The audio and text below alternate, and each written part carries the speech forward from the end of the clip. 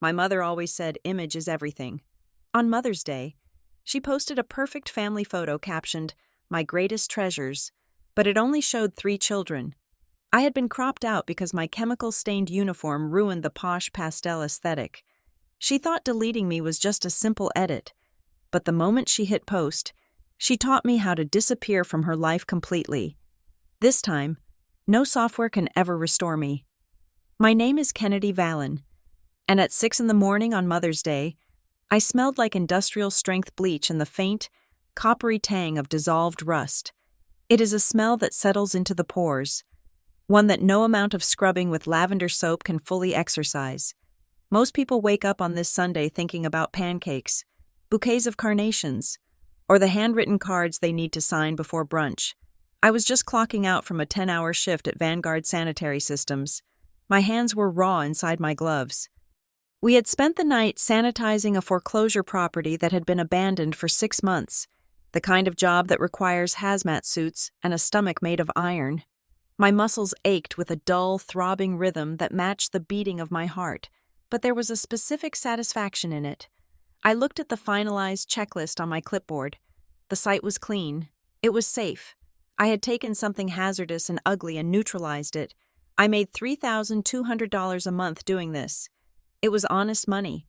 It was money that did not require me to lie, to smile when I did not mean it, or to cut anyone else down to get ahead. I wish I could say the same for the money that built the house I grew up in. I drove my beat-up sedan back to my apartment, the sunrise bleeding a pale, bruised purple over the skyline of Sterling, Connecticut. Sterling is the kind of town where the grass is manicured to within a millimeter of its life, and the neighbors know your net worth before they know your name. My family, the Valens, sat at the very top of that social food chain. My father is a judge, a man whose gavel strikes fear into the hearts of the disorderly.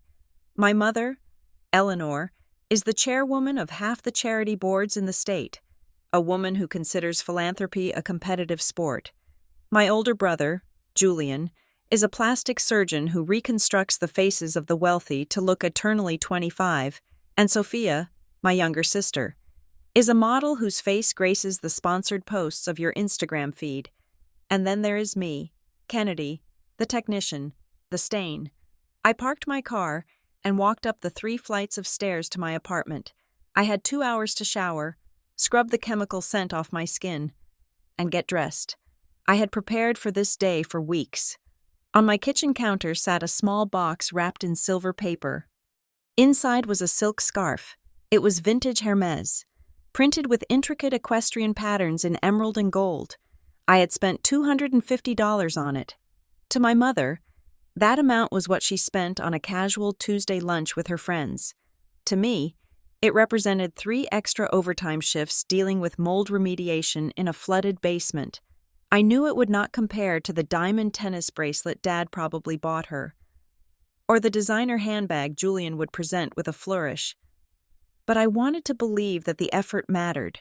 I wanted to believe that if I showed up, clean and smiling, holding a gift I had worked hard for, I might finally be seen as a daughter rather than a disappointment.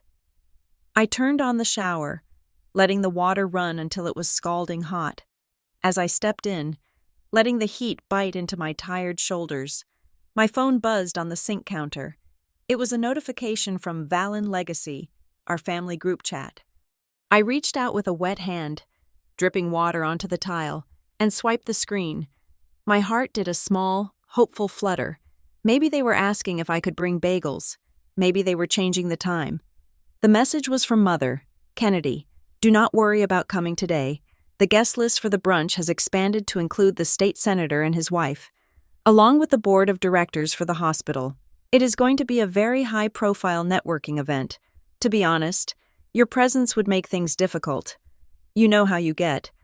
And quite frankly, the smell of those chemicals seems to cling to your hair no matter how much you wash. It would be awkward for everyone if people asked what you do for a living. I will collect your gift some other time. Enjoy your day off. I stood there, naked and dripping, staring at the screen. The steam from the shower curled around me, but I felt a coldness spread from my chest out to my fingertips. Do not worry about coming. It was not a question. It was not a request. It was a command wrapped in the polite, passive-aggressive velvet that Eleanor Vallon had mastered decades ago. She was uninviting me from Mother's Day. I read the message again, searching for a joke, a softening, anything. There was nothing, just the brutal practicality of a woman managing her brand. I was not a daughter to her.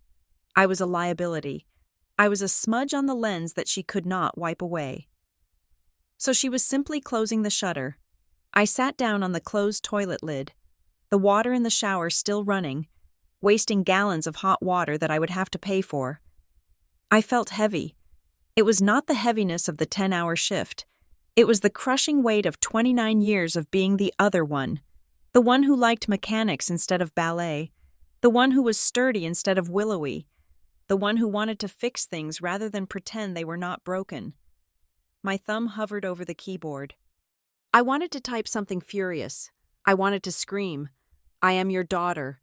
I wanted to say, "I bought you a scarf that cost me 20 hours of sweat," but I knew it would not matter.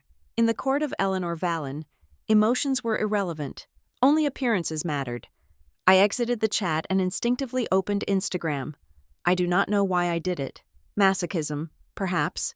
Or maybe I needed to see what I was being excluded from. There it was, the very first post on my feed. Mother had posted it 10 minutes ago. It was a photo of her, Julian, and Sophia. They were standing in the rose garden of the family estate. The lighting was perfect. The golden hour sun catching the highlights in Sophia's hair and the expensive sheen of Julian's Italian suit. Mother stood in the center, wearing a pastel pink dress that cost more than my car.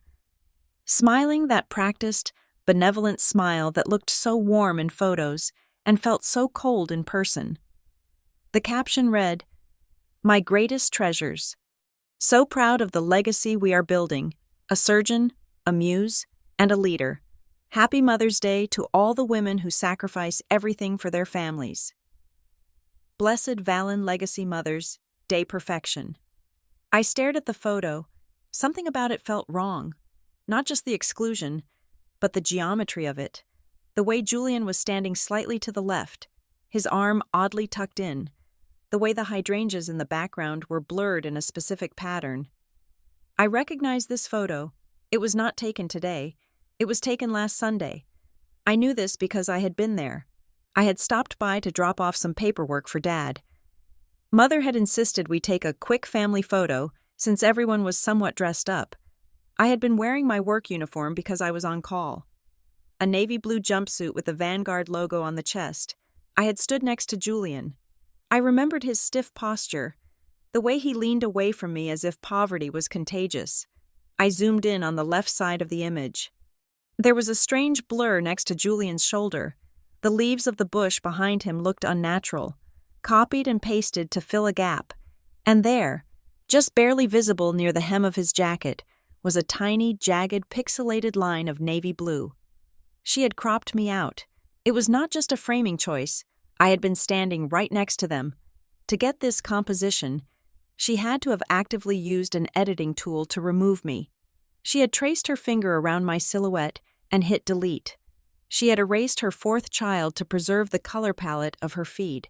My navy blue jumpsuit clashed with their pastels. So I ceased to exist. I scrolled down to the comments. They were already flooding in. "What a stunning family," wrote the wife of the town mayor. "Good genes run deep," commented a local real estate mogul. "Eleanor, you look like their sister, not their mother." "Perfection," wrote another. Hundreds of likes, dozens of comments. Not a single person asked, "Where is Kennedy?" Not one person asked, "Wait, don't you have 4 children?" I was so effectively invisible that my absence did not even register as a question. I was a ghost in my own life. My hand shook as I dialed my father's number. I needed someone to tell me this was insane. I needed the man who was supposed to be the arbiter of justice to tell me that this was unfair. He answered on the second ring. The background noise was loud. Clinking glasses. Low chatter. They were already at the club. "Kennedy?" His voice was low. hurried. I cannot talk long. The senator just arrived. Dad, I said, my voice cracking. I hated how weak I sounded. Did you see the post? Did you see the text Mom sent me? She told me not to come. There was a pause. I could hear him sigh. A short, sharp exhale of impatience. Kennedy, please, do not make a scene today. Your mother has been planning this brunch for 3 months. It is a very important day for her image. Her image? I whispered. Dad, she photoshopped me out of the family picture. She literally erased me.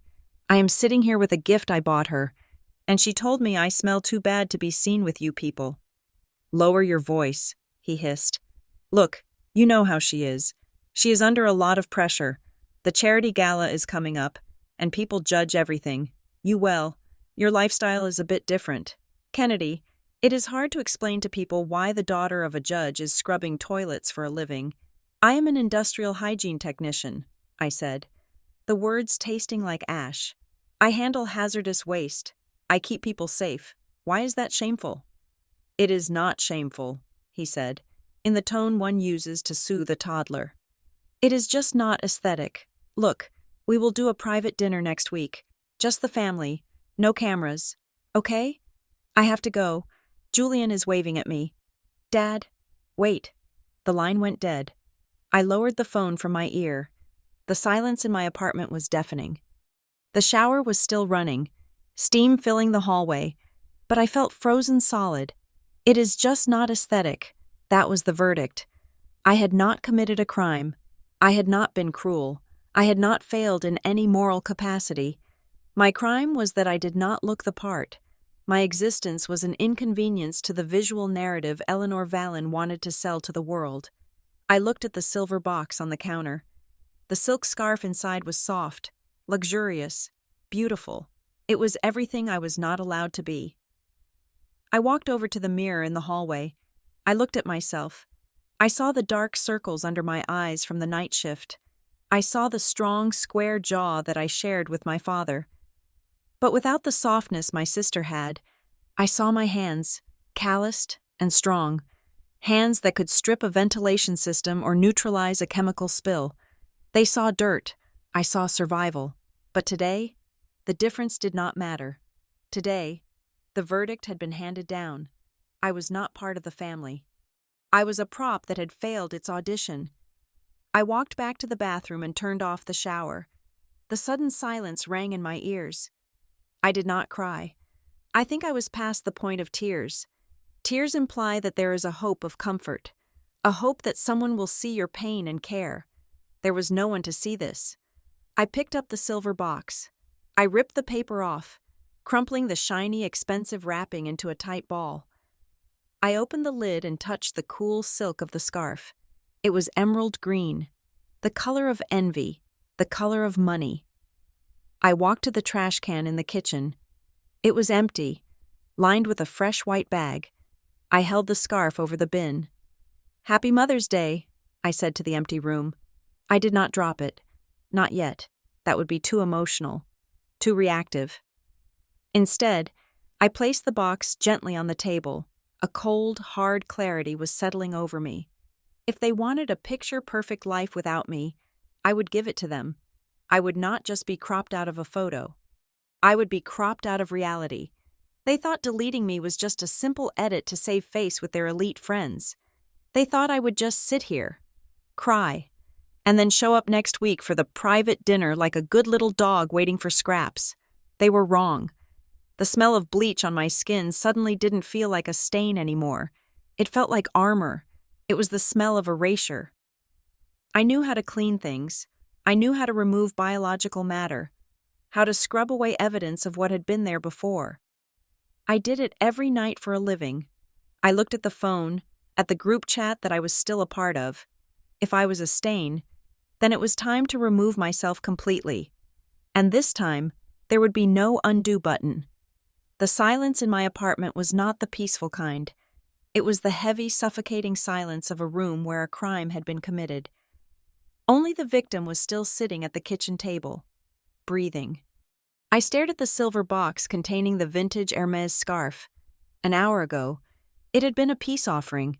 Now, it looked like a bribe that had been rejected before I even had the chance to slide it across the table. I sat there for a long time, not moving, letting the cold logic of the situation settle over me like a layer of silt. The hurt was there, certainly, burying itself deep in my chest, but it was quickly being overtaken by a much more useful emotion, clarity, for the first time in 29 years. I was not looking at my family through the lens of a daughter desperately seeking approval.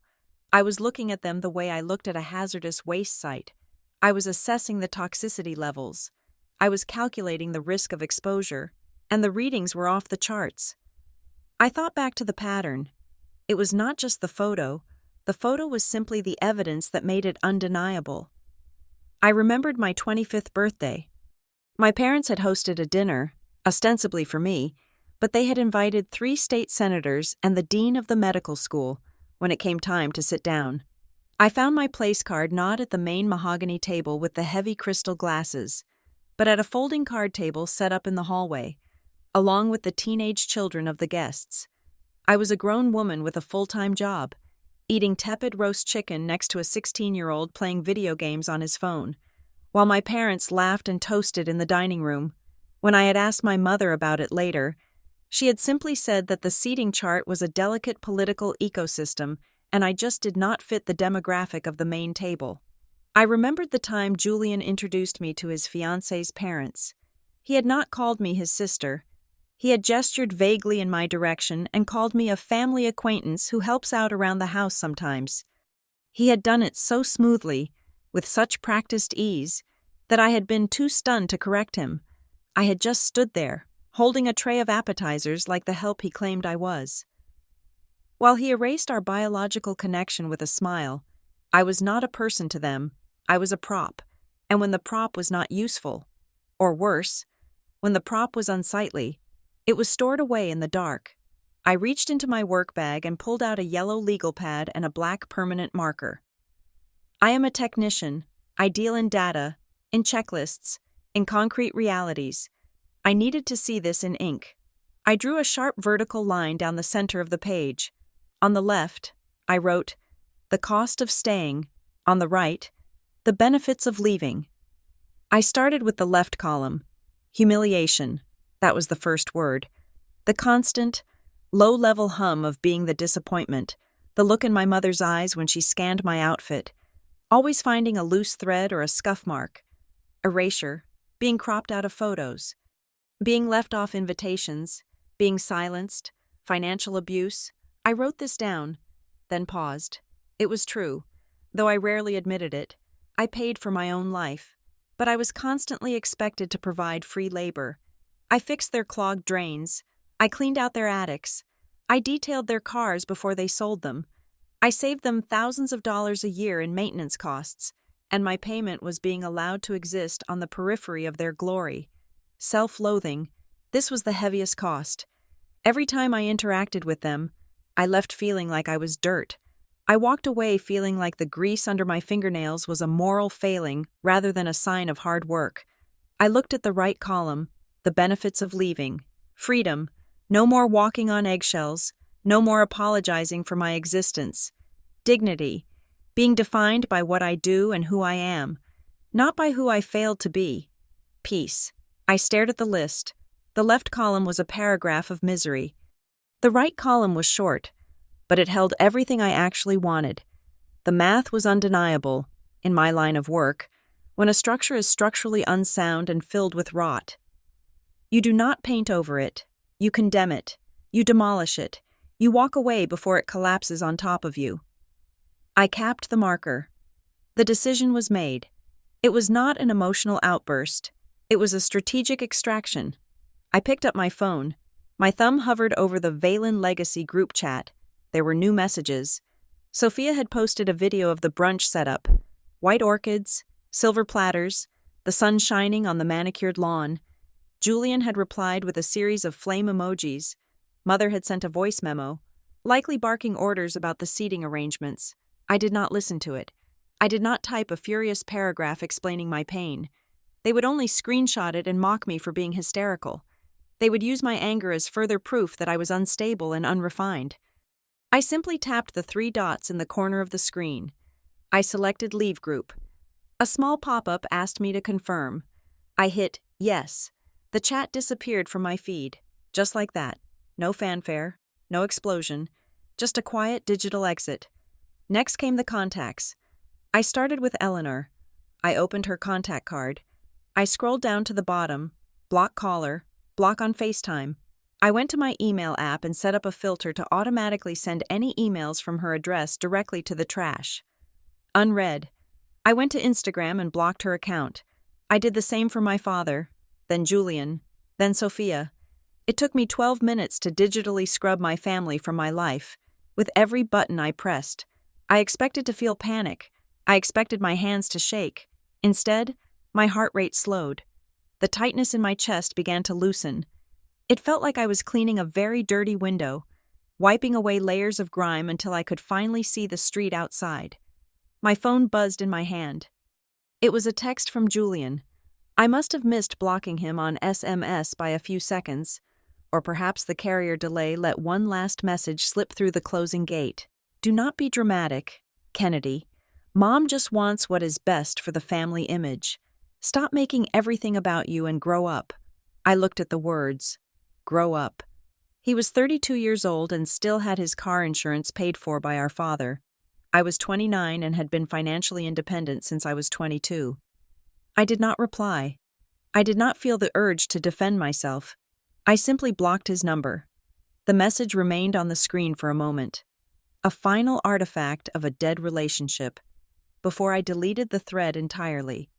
Now came the physical extraction.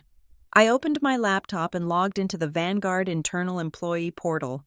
I navigated to the Human Resources tab.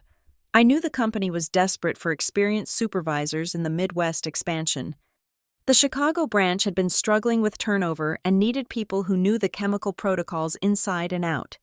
I drafted a transfer request. I kept it professional and concise, requesting immediate transfer to the Chicago division, willing to take on the night shift lead position, available to start within 48 hours. I hit send. It was a Sunday, so I would not hear back until tomorrow. But I knew my regional manager, Mr. Henderson, liked me. He would make it happen. He did not care about my pedigree. He cared that I always showed up on time and never violated safety protocols. I stood up and walked to my bedroom. I pulled my 2 large suitcases out of the closet. These were the suitcases I had bought for a trip to Europe that I never took because Mother had told me it was selfish to leave during the week of her charity auction. I opened them on the bed. I established a strict rule for what went inside.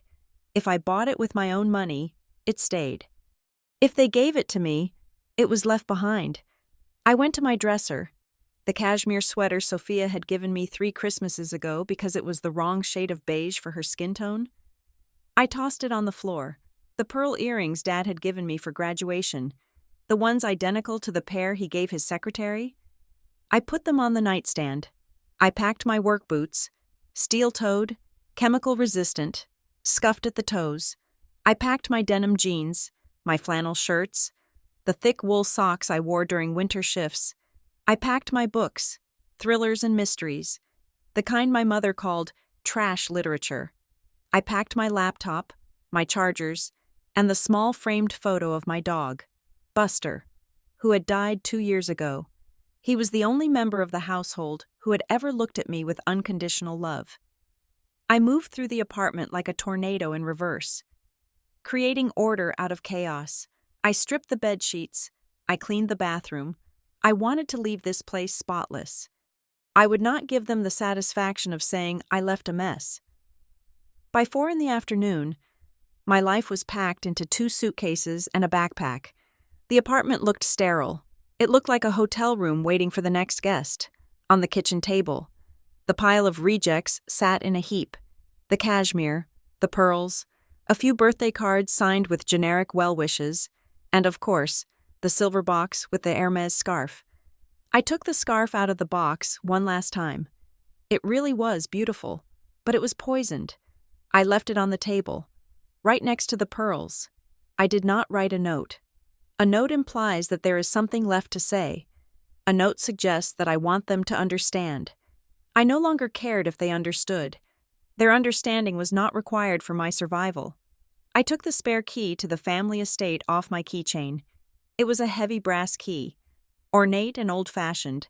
I had carried it for 10 years, a symbol of a home I could enter but never truly inhabit. I placed the key on top of the scarf. The sun was beginning to set, casting long shadows across the empty living room. I felt a strange hunger, not for food, but for distance. I needed miles. I needed the blur of the highway. I dragged my suitcases to the door. I took one last look around the apartment. It was a crappy apartment with peeling paint and a radiator that clanked in the winter. But it had been mine, and now I was outgrowing it. I walked out the door and locked it. I dropped the apartment key into the landlord's drop box in the lobby. Outside, the air was cool. I hailed a cab to the Greyhound station. I could have driven my car, but the car was registered in my father's name, even though I paid the insurance. I did not want them to have any way to track me. I would leave the car in the complex lot. They could come get it. It was just another thing they owned that I was returning. The bus station smelled of diesel and stale coffee, a scent that felt comforting in its honesty. I bought a one-way ticket to Chicago. The bus was leaving in 20 minutes. I sat on the hard plastic bench, my suitcases tucked between my legs. I watched the people around me, a mother wrestling a toddler into a jacket, an old man eating a sandwich wrapped in foil, teenagers with headphones. No one looked at me. No one cared who my father was. No one judged the work pants I was wearing. I was anonymous. I was invisible. For years, being invisible had been my greatest pain. I had fought against it, screamed against it, tried to buy my way out of it with silk scarves and obedience. But as the bus pulled up to the gate, hissing its air brakes, I realized I had been looking at it all wrong. Invisibility was not a curse. It was a superpower. If they could not see me, they could not hurt me. If I was a ghost, I could walk through walls. I could go anywhere. I handed my ticket to the driver. He grunted, tore the stub, and jerked his head toward the dark interior of the bus. "Watch your step," he said. "I will," I replied. I climbed the steps. I found a window seat near the back. As the bus rumbled out of the station and hit the highway, merging into the stream of traffic leaving Sterling, I did not look back at the skyline. I did not look for the lights of the country club where my family was currently clinking glasses and laughing about their perfect lives. I looked forward, into the dark stretch of road ahead. The silence in my head was total. The notifications had stopped. The expectations had vanished. The daughter named Kennedy Valen was gone, left behind in a pile of rejected luxury goods on a kitchen table. The woman sitting on the bus was someone else entirely, and for the first time in my life, I was eager to meet her. Chicago in the winter is a beast that chews you up and spits you out, but it was exactly the kind of brutality I needed. The wind off the lake cut through my jumpsuit like a razor, but it felt cleaner than the air-conditioned suffocation of my parents' dining room. I had been in the city for 6 months, and my life had shrunk down to the essentials: sleep, eat, and scour. I was working 16-hour days at the new Vanguard branch. We were understaffed and overworked, dealing with industrial accidents in factories that had not seen a safety inspector since the 80s. My hands were permanently stained with grease, my fingernails cut short to the quick. I lived in a studio apartment the size of a walk-in closet in a neighborhood where the sirens were a nightly lullaby, and I had never been happier. There was a profound honesty in grime. Dirt did not lie. Rust did not pretend to be gold. When I walked into a site, covered in soot and smelling of solvent, nobody looked at me with disdain. They looked at me with relief. To the factory foreman with a spill on line 4, I was not a disappointment. I was a savior. My crew was a motley collection of misfits that would have given my mother a heart attack. There was Big Mike, a former linebacker with a bad knee and a heart of gold, who could lift a 50-gallon drum like it was a juice box. There was Ramon, who had done time for Grand Theft Auto but was the most meticulous cleaner I had ever met.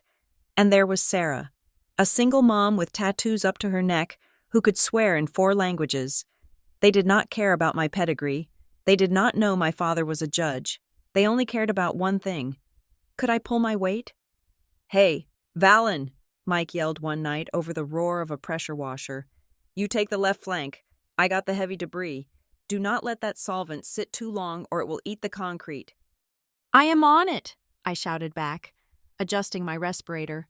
We worked in a rhythm, a sweaty, grimy ballet of efficiency. Afterward, we would sit on the back of the truck, eating cold sandwiches and drinking lukewarm coffee.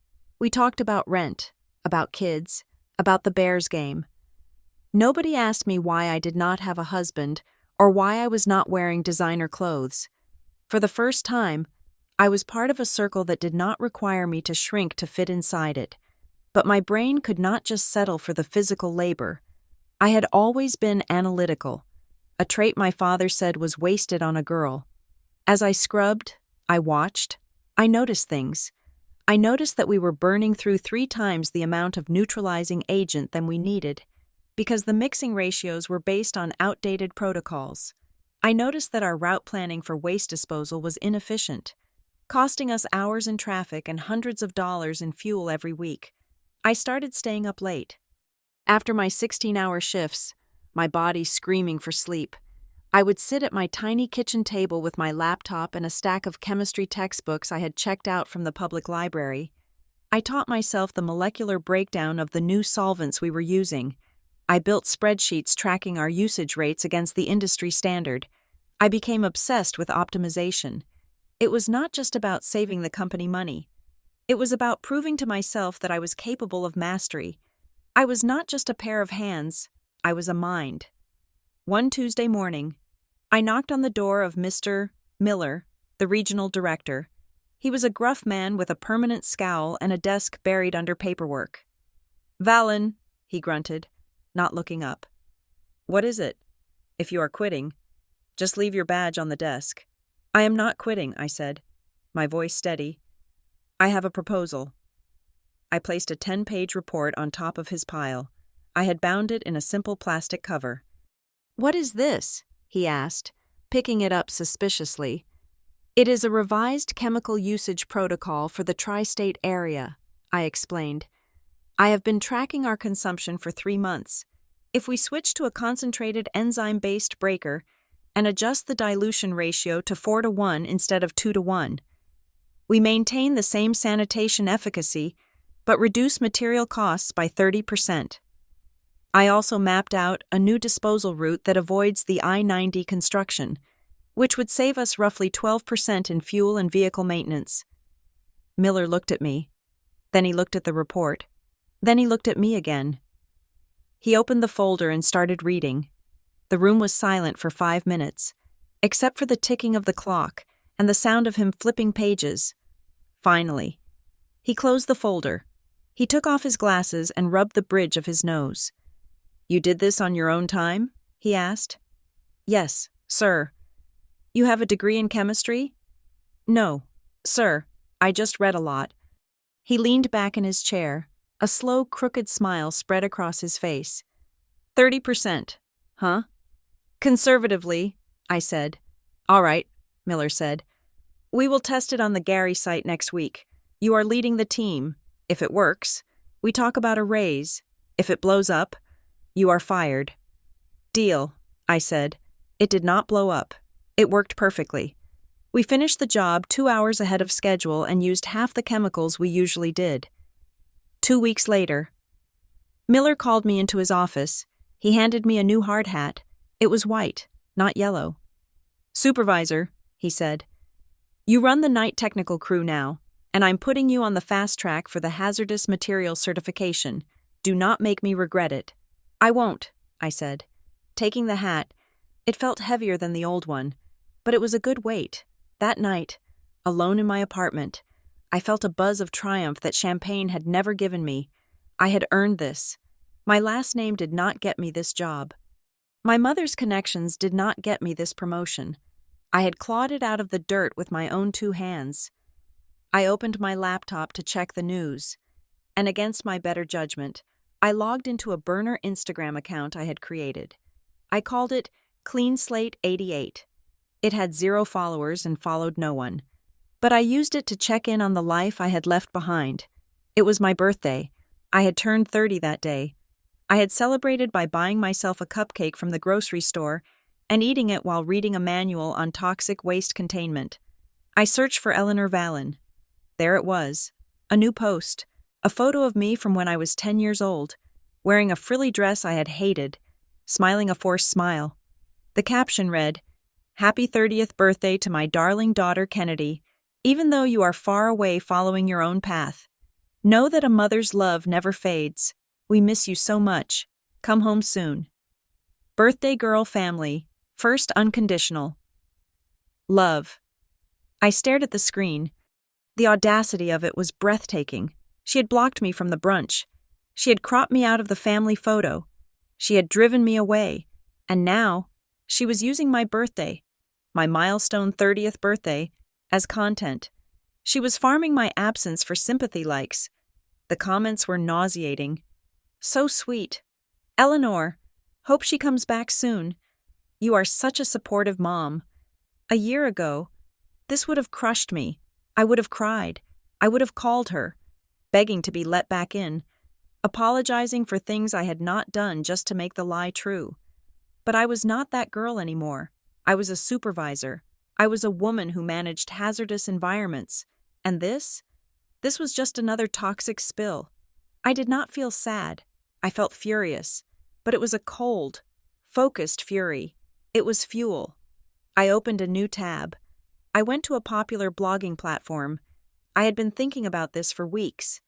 Ever since I started keeping a journal of the absurdities of my job, I typed in a username, The Invisible Cleaner. I started typing. My fingers flew across the keys, the words pouring out of me like pressurized water. Title: The Trash in the Living Room. My family thinks cleaning up other people's filth is shameful. They live in a world of white linen and polished silver, where the worst thing that can happen is a wine stain on the carpet. They think I am the failure because I come home smelling like bleach and sweat. But let me tell you something about trash.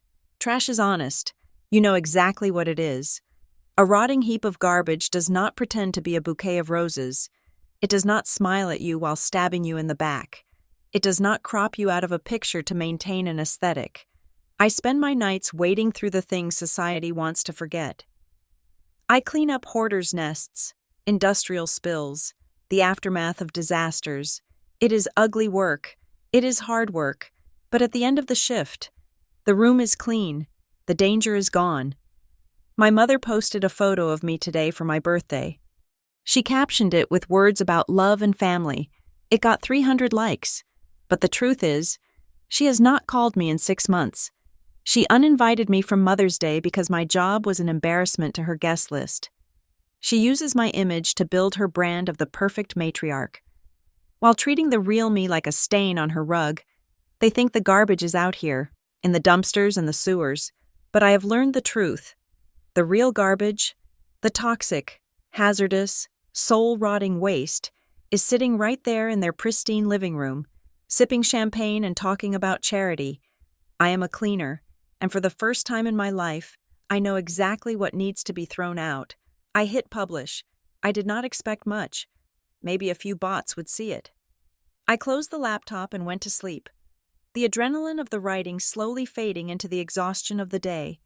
When I woke up the next morning, I had 5 notifications. User Clean Freak 99. Wow, this hit home. My dad is a lawyer and treats me like dirt because I'm a mechanic. I feel this. User Shadow Worker. Trash is honest. That is the truest thing I have ever read. Keep writing. User. No name. The part about the Instagram post gave me chills. My mom does the exact same thing. Narcissists love a prop. I read them again. Strangers. People I had never met. They heard me. They saw me. I looked at my white hard hat sitting on the counter. I looked at the screen.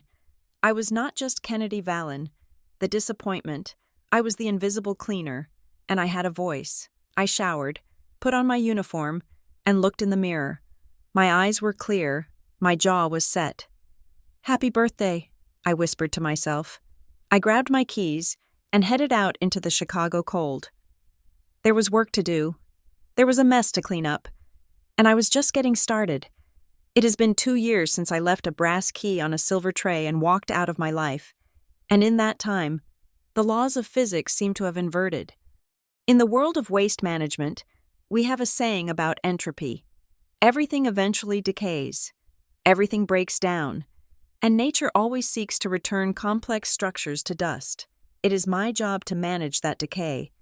But while I was busy building a structure of steel and concrete for myself in Chicago, the marble facade of the Vallon dynasty in Connecticut was beginning to crack, spiderwebbing under the weight of its own pretense. I was no longer wearing a hazmat suit every day. My promotion to regional manager had come with a corner office overlooking the Chicago River and a significant pay raise. I now managed contracts worth $5 million a year, negotiating with hospital networks to handle their biohazardous disposal. I wore tailored blazers and sat in boardrooms, explaining the intricacies of pathogenic sterilization to men who had initially looked at me with skepticism, but now took furious notes when I spoke. I had bought a condo in the Loop, a place with floor-to-ceiling windows and bamboo floors. It was sterile in the best way possible. It was mine. The mortgage was paid from my bank account. The furniture was chosen by my eyes, and the air smelled of sandalwood and success, not bleach and desperation. My blog, The Invisible Cleaner, had grown from a digital diary into something of a phenomenon. I had over 50,000 subscribers. People tuned in every week, not just for the gruesome stories of industrial cleanup, but for the philosophy I spun out of the grime. I wrote about how cleaning a crime scene was less traumatizing than a family dinner. I wrote about how rot is often invisible until you tear down the drywall. I never used real names, and I never identified the town of Sterling. But the catharsis was addictive. It was my therapy, and surprisingly, it was becoming a source of income, too, while I was climbing. However, the Valens were sliding. I kept tabs on them, of course. It is hard to break the habit of watching a car crash, especially when you used to be a passenger in the vehicle. Through my burner account and the occasional Google News alert, I watched the slow-motion disintegration of the image my mother had sacrificed her daughter to protect. Julian was the first to stumble.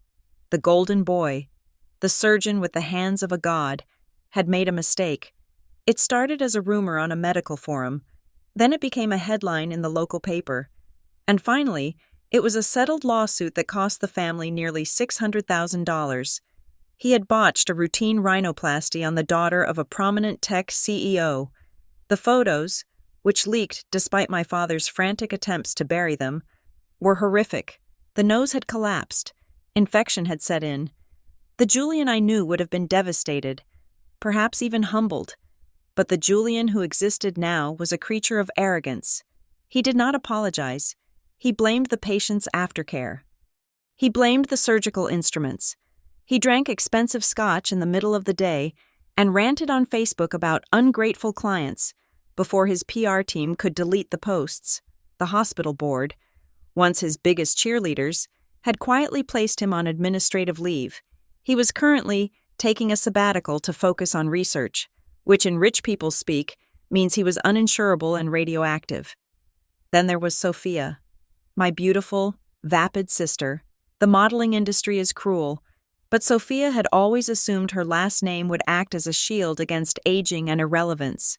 It did not.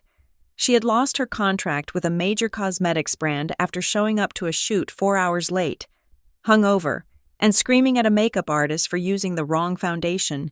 The video of her tantrum had circulated on TikTok for a week. She was dropped by her agency 2 days later. She had moved back into the family estate, inhabiting her old room like a ghost of her teenage self. Her Instagram, once a curated gallery of yachts and parties, had become a depressing stream of throwback photos and cryptic quotes about betrayal and fake friends. She was 26 years old, unemployed, and spending her days fighting with our mother about who was using too much data on the family Wi-Fi plan. And Eleanor, my mother, the woman who had cropped me out of a photo to save face, was now scrambling to keep the frame from falling off the wall entirely. Without me there to fix the leaking faucets, organize the pantry, and listened to her endless monologues about her charity committees. She was fraying. She had gone through 3 housekeepers in 6 months. Apparently, nobody else was willing to tolerate her micromanagement for minimum wage. But her cruelty had not diminished. It had only mutated. On a Tuesday afternoon, between a meeting with a waste logistics partner and a site visit to a new recycling plant, my phone buzzed. It was a message from Jessica, a girl I had gone to high school with. We were not close, but she was one of the few people in Sterling who had always been decent to me. "Hey, Kennedy."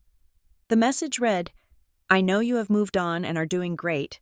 Saw your LinkedIn. Congrats. But I thought you should hear this.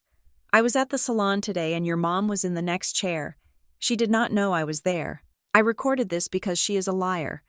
Attached was an audio file. I put on my noise-canceling headphones and pressed play. The sound of blow dryers and snipping scissors filled my ears, followed by the unmistakable, piercing voice of Eleanor Vallon. "Oh, it is tragic, really," she was saying. Her voice dropped to a conspiratorial whisper that was meant to be heard by everyone in the room. "Kennedy just could not handle the pressure of a family like ours. You know how some people are just born weaker? She ran off to Chicago following some bartender she met."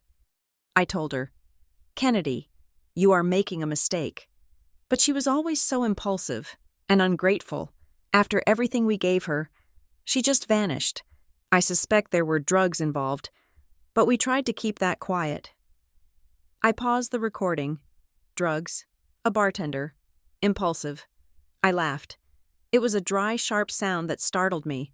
I sat in my ergonomic office chair, wearing a suit that cost $800, looking at a spreadsheet that controlled the disposal of tons of medical waste.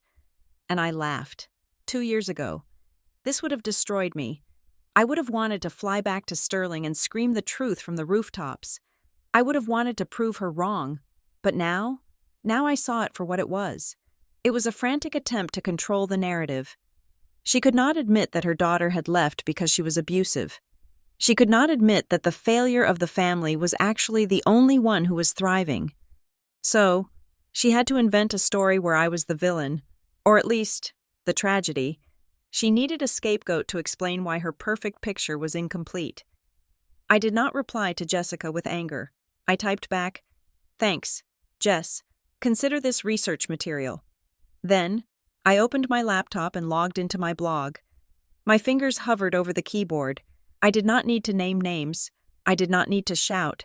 I just needed to dissect the anatomy of the lie. Title: When the Perfect Picture Needs a Villain. There is a specific type of rot that happens in high society families. It is not the biological kind that I deal with at work. It is a spiritual decay. It happens when people are so obsessed with how things look that they forget how things are. I heard a rumor about myself today. Apparently, I am a drug-addicted runaway who chased a boy to the big city because I was too weak to handle the pressure of my family's prestige. That is the story my mother is telling her friends at the salon, while she gets her hair dyed to hide the gray. The truth is much more boring, and much more damning. I am a regional manager for a major sanitation company. I own my own home. I pay my own bills. And the only chemical I am involved with is the industrial disinfectant we use to clean up the messes that other people leave behind. But see, my success is inconvenient for her. If I am successful, then my departure was a choice. If I am doing well, then her narrative that I was the broken one falls apart. So, she has to rewrite reality. She has to turn me into a cautionary tale so she can remain the martyr. It is a classic disposal tactic. When you have toxic waste you do not want to deal with, you bury it. You label it dangerous and put up warning signs so nobody looks too closely. My mother is trying to bury the memory of me under a pile of lies. But here's the thing about buried waste. Eventually, it leaches into the groundwater. You can only lie for so long before the truth bubbles up to the surface. And looking at the recent news about her other perfect children, I think the ground is starting to get a little soggy in her backyard. They cropped me out of the photo to make it perfect. Now, the frame is rotting, and they are blaming the person who isn't even in the picture anymore. I hit publish. The reaction was instantaneous. Within 24 hours, the post had been shared 15,000 times. The view count ticked past 100,000, then 500,000, then 1,000,000. The comment section was on fire. User clean slate. Weight cropped out of the photo? I remember a viral post a few years ago about a mom doing that. Is this the same family? User Sterling Spy. I live in a town in Connecticut, and this sounds exactly like the judge's wife. She is always at the salon on Main Street spreading rumors. User Truth Seeker. I looked up the brother mentioned in previous posts. Plastic surgeon? Lawsuit? This matches the Valen guy perfectly. I had not named them. I had been careful. But the specificity of their failures combined with the specificity of my mother's cruelty created a fingerprint that was impossible to miss for anyone who was paying attention. My mother wanted to be the talk of the town? Well, now she was. I sat back in my chair, watching the view count climb. I felt a strange sense of closure.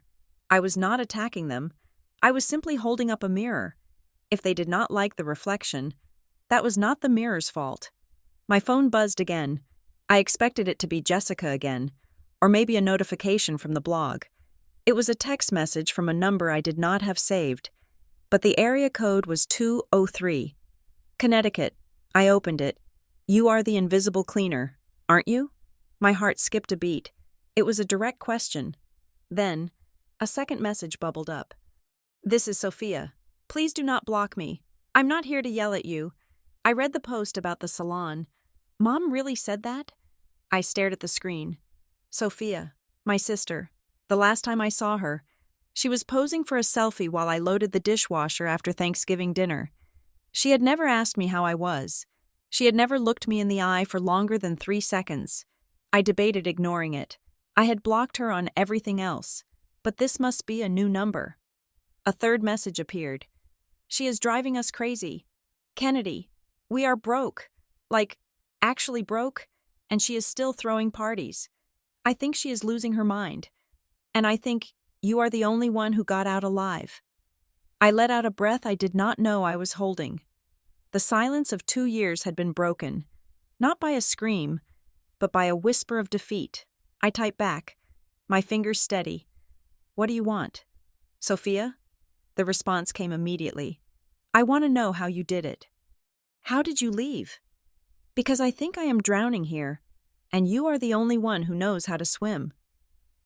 I looked out the window at the Chicago skyline, the lights reflecting on the dark water of the river. I had built a fortress of solitude and success, impenetrable to their drama. But now, a knock had come at the gate. It was not an invasion, it was a refugee seeking asylum. I realized then that my revenge was not just in leaving. It was in becoming the lighthouse that they could see from their sinking ship. Call me, I typed. I set the phone down on the desk. The cracks in the perfection were no longer just hairline fractures. The dam was breaking. And for the first time, I wasn't the one who was going to get wet. The phone sat on my desk like an unexploded ordnance. The screen hummed with the incoming video request, the name Sophia flashing in white letters against a black background. My thumb hovered over the green button. For 2 years, I had maintained a perimeter of absolute silence. I had built a firewall of blocked numbers and filtered emails. Answering this call was a breach of protocol. It was opening the airlock to a ship that I knew was infected. But curiosity is a dangerous toxin. I wanted to see the cracks I had written about. I wanted to verify the data I had extrapolated from the rumors.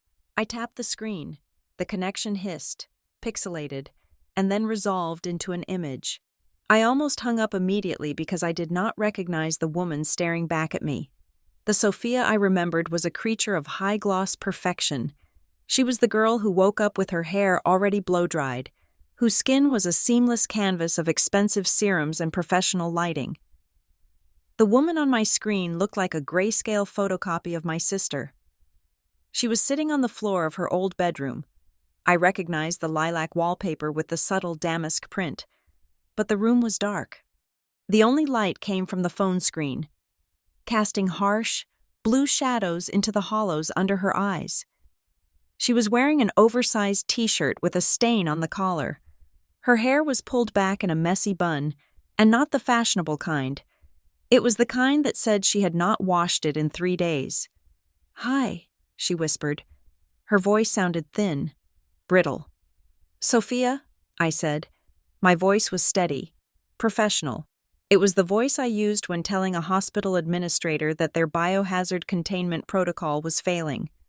"You have 5 minutes. Tell me why I should not end this call right now." She flinched. It was a small movement, a tightening of her shoulders. But I saw it.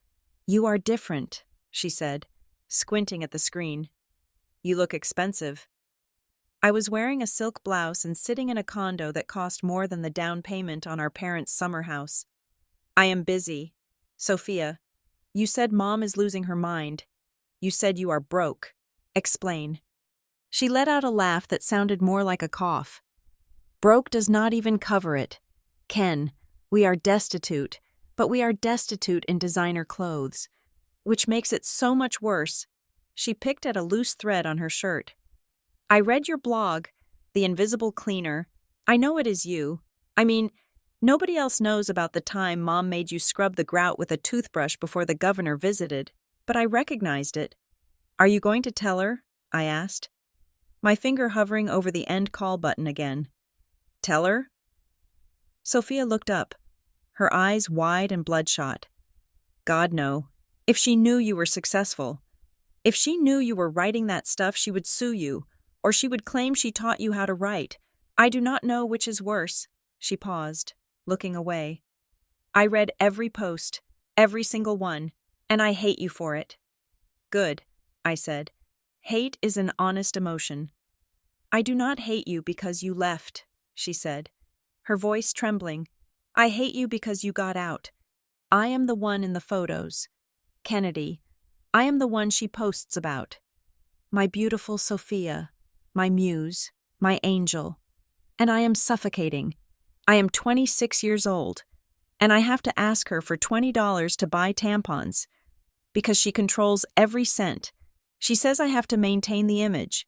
She says I cannot get a normal job because it would look bad for the family brand. So I just sit here, waiting for her to tell me who to smile at." I watched her. I switched into diagnostic mode.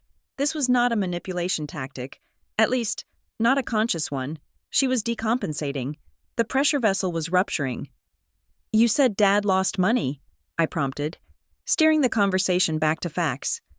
"Dad lost everything," she said bluntly. "He put everything into some private equity deal that his golf buddy recommended. It turned out to be a Ponzi scheme. $2 million. Kennedy, gone, vaporized. And Julian? Julian is worse. Since the malpractice suit, he has been gambling online. He thinks he can win back his reputation at a blackjack table. He owes sharks, real sharks, not the bank, people who call the house at 3 a.m. And Mom? Mom is in denial," Sophia said, leaning closer to the camera. "She is literally psychotic. She took out a loan from a predatory lender, one of those places with 300% interest, just to throw the summer solstice party next week. She says we have to project wealth to attract new investors for Dad. She is burning furniture to keep the house warm. Kennedy, and she thinks she is a genius for doing it." I leaned back in my chair. It was worse than I thought. It was not just decay. It was a total structural collapse. "So why are you calling me? If you need money." The answer is no. I work for my money. I do not throw it into black holes. "They are coming for you," Sophia said. Her voice dropped to a whisper. "That is why I called. They were talking about you at dinner last night. Mom found out that Vanguard is opening a new hazardous waste facility in the Midwest. She heard rumors that they pay hazard bonuses and offer employee hardship loans." I raised an eyebrow. "She wants a loan?" "She wants you to get a loan," Sophia corrected. "They still think you are just a janitor. Kennedy, they think you are scrubbing toilets. But Mom did the math. She thinks if you claim a family emergency, your company might advance you $5,000 or $10,000 against your wages. She wants to guilt you into getting the money, sending it to her to save the family. and then letting you spend the next 5 years paying it off out of your paycheck. I felt a cold smile touch my lips. It was almost funny. They thought I was a desperate laborer who could be manipulated into indentured servitude. They had no idea that I could write a check for their debts today and not even overdraw my account. But they would never see that check. Not a single cent. Let them try, I said. I blocked them. She is hiring a private investigator, Sophia said quickly. She is selling her diamond earrings, the last real ones she has, to pay a guy to find your address. But that is not the worst part. There is something else. Something about Grandma. I froze. My grandmother, my mother's mother, had been the only person in that family who had ever been kind to me. She had died when I was 20. I thought she had left everything to Eleanor. What about Grandma? I asked sharply. I heard them arguing, Sophia said. Dad was yelling at Mom about the Kennedy Trust. I listened at the door. Apparently, Grandma left you something, a trust fund. It was supposed to unlock when you turned 25. But Mom hid the paperwork. She is the executor. She never told you. She forged some documents to keep it in limbo, claiming she could not locate you, even though you were living in the basement at the time. The air in my condo seemed to vanish. I felt a physical blow to my chest. It was not about the money. I did not care if it was $5 or $5 million. It was the theft. It was the fact that for 4 years, while I was struggling to pay rent on my first apartment, eating instant noodles and working double shifts in toxic waste zones, my mother had been sitting on a cushion of money that was legally mine. She had watched me struggle. She had watched me come home exhausted, smelling of bleach, and she had said nothing. How much? I asked. My voice was ice. I do not know the exact amount, Sophia said. But Dad said it was enough to clear the loan sharks. Maybe $150,000? Maybe more.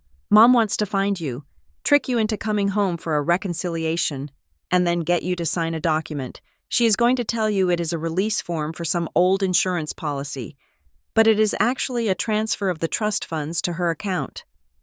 I closed my eyes for a second. The cruelty was breathtaking. It was elegant in its malice. She did not just want to use me. She wanted to rob me of the final gift my grandmother had given me. She wanted to steal my inheritance to pay for the parties she threw to impress people who did not care if she lived or died. Kennedy? Sophia's voice was small. Are you there? I opened my eyes. I am here. I am scared, Sophia said, and for the first time, she started to cry. Real tears, tracking through the dirt on her face. Mom is trying to set me up with Mr. Henderson. You know him? The guy who owns the car dealerships? He is 60 years old. Kennedy. She told him I was looking for a mentor. She told me if I go to dinner with him and be nice, maybe he will invest in Dad's new business idea. She is pimping me out. She is actually pimping me out to pay for the caterers. I looked at my sister, the golden child, the muse, the treasure. She was not a princess. She was a commodity. I had been the waste, discarded and forgotten. But she was the product, to be sold and consumed until there was nothing left. In a twisted way, I had been the lucky one. My lack of value in their eyes had been my freedom. Her value was her cage. Listen to me, I said. I leaned forward, staring into the camera lens, willing my strength to transmit through the fiber optic cables. Do not go to dinner with Henderson. Do not sign anything Mom gives you. Do not let them sell you. I have nowhere to go, she sobbed. I have no money. I have no degree. I do not know how to do anything except pose. Then learn, I said. Pack a bag. Tonight, take only what you can carry. Do not take the car. They will report it stolen. Get on a bus. Go anywhere. Go to New York. Go to Boston. Get a job waiting tables. Get a job scrubbing floors. It does not matter. Just get out. I cannot, she whispered. I am not strong like you. You were always the tough one. I am soft. You are not soft, I said sternly. You are just unbroken. You have never had to callous over If you stay there, they will eat you alive. Sophia, they will sell you piece by piece until you are just a husk. Look at Julian. Is that what you want to be?" She wiped her nose with the back of her hand. She looked terrified, but behind the fear, there was a tiny spark of something else. Desperation. Desperation is a powerful fuel. It is what got me on that bus to Chicago. "If I leave," she started. "If you leave, you figure it out," I interrupted. "I will not send you money. I will not enable you. If I send you cash, Mom will find it, or you will spend it on something stupid because you do not know the value of it yet. But if you get out, if you get a job and show me a pay stub, a real pay stub from a real job, then call me. I will help you with a deposit on an apartment, but you have to make the first jump. You have to cut the cord yourself." She stared at me. It was a harsh offer. It was not the warm, fuzzy rescue she probably wanted. But I knew that if I saved her, she would never learn to save herself. I would just be replacing our mother as her crutch. "As for Mom and Dad," I said, my voice hardening again, "tell them nothing. Do not tell them we spoke. Let Mom hire her private investigator. Let her spend her last dime trying to find me.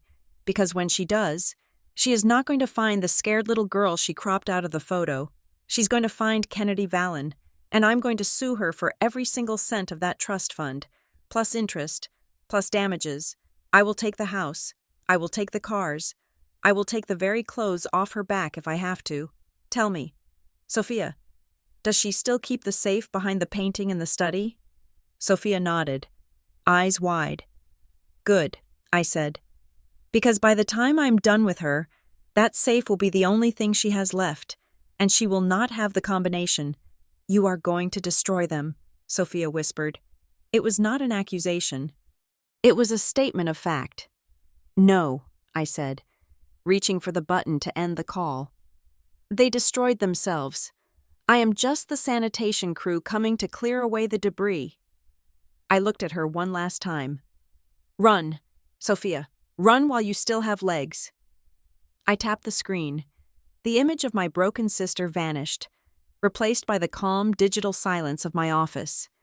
I sat there for a long time, listening to the hum of the air conditioning. My heart was pounding, a slow, heavy drumbeat against my ribs. $150,000, hidden for 5 years. While I ate ramen, while I lived in a basement with mold, I picked up my phone and dialed a number. It was not a family member. It was my lawyer, a shark named David who specialized in estate litigation. "Kennedy?" he answered on the first ring. "It is late.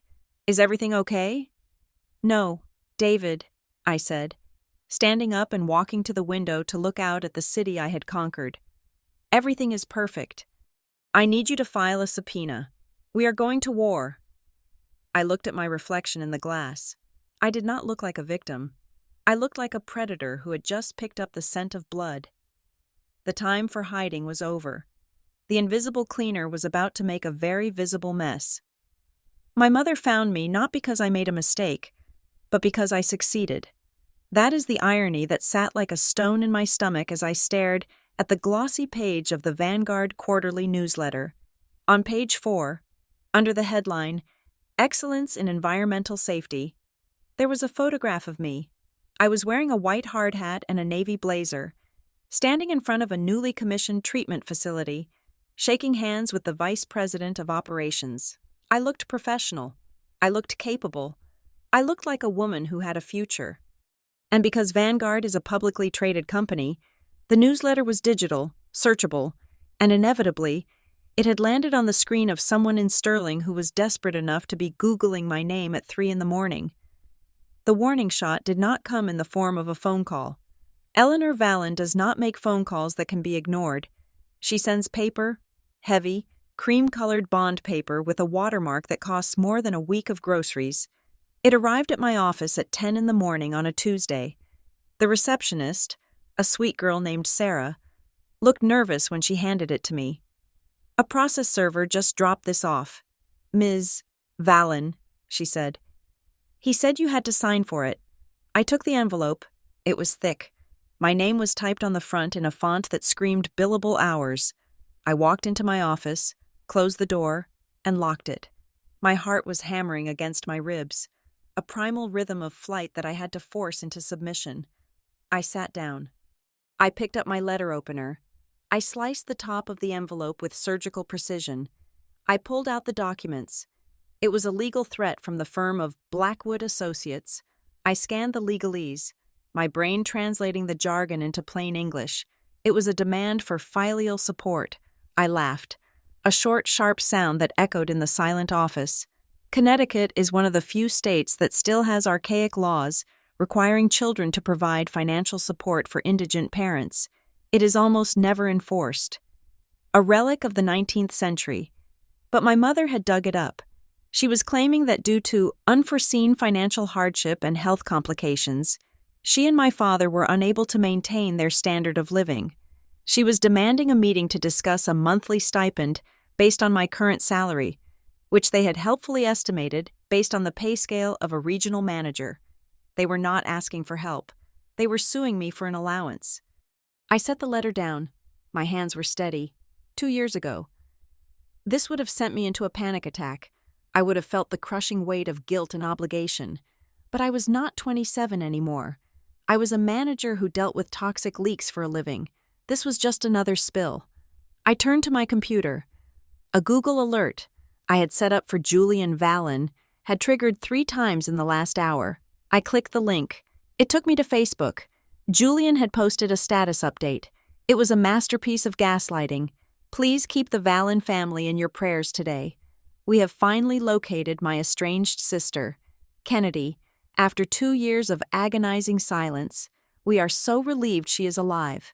We forgive her for running away and for the hurtful things she has said in her confusion. We just want her to come home. Mental health is a battle, but families should fight it together. Vallon Strong Prodigal. Daughter. Mental health awareness. I read the comments. Oh, Julian, you are such a saint for forgiving her. So glad she was found. Hopefully, she gets the help she needs. But then, I saw the others. The cracks in their narrative were leaking into the comment section. Wait, is this the sister who was cropped out of the photo? I read a blog that sounds exactly like this situation. I do not think she is the one who is confused. Julian, why did she run away? Usually, people do not run from a happy home. The town of Sterling was dividing. The older generation, my mother's friends, were clutching their pearls and buying the mental instability narrative. But the younger generation, the ones who read Reddit and followed the invisible cleaner, were connecting the dots. I picked up my office phone and dialed a number. David, I said when my lawyer answered. I just got served. They are trying to use the filial support statute. You are kidding, David said. He sounded almost delighted. David was a shark I had hired 3 months ago when I first suspected they might come for me. He hated bullies, and he loved billing them. That statute is a dinosaur.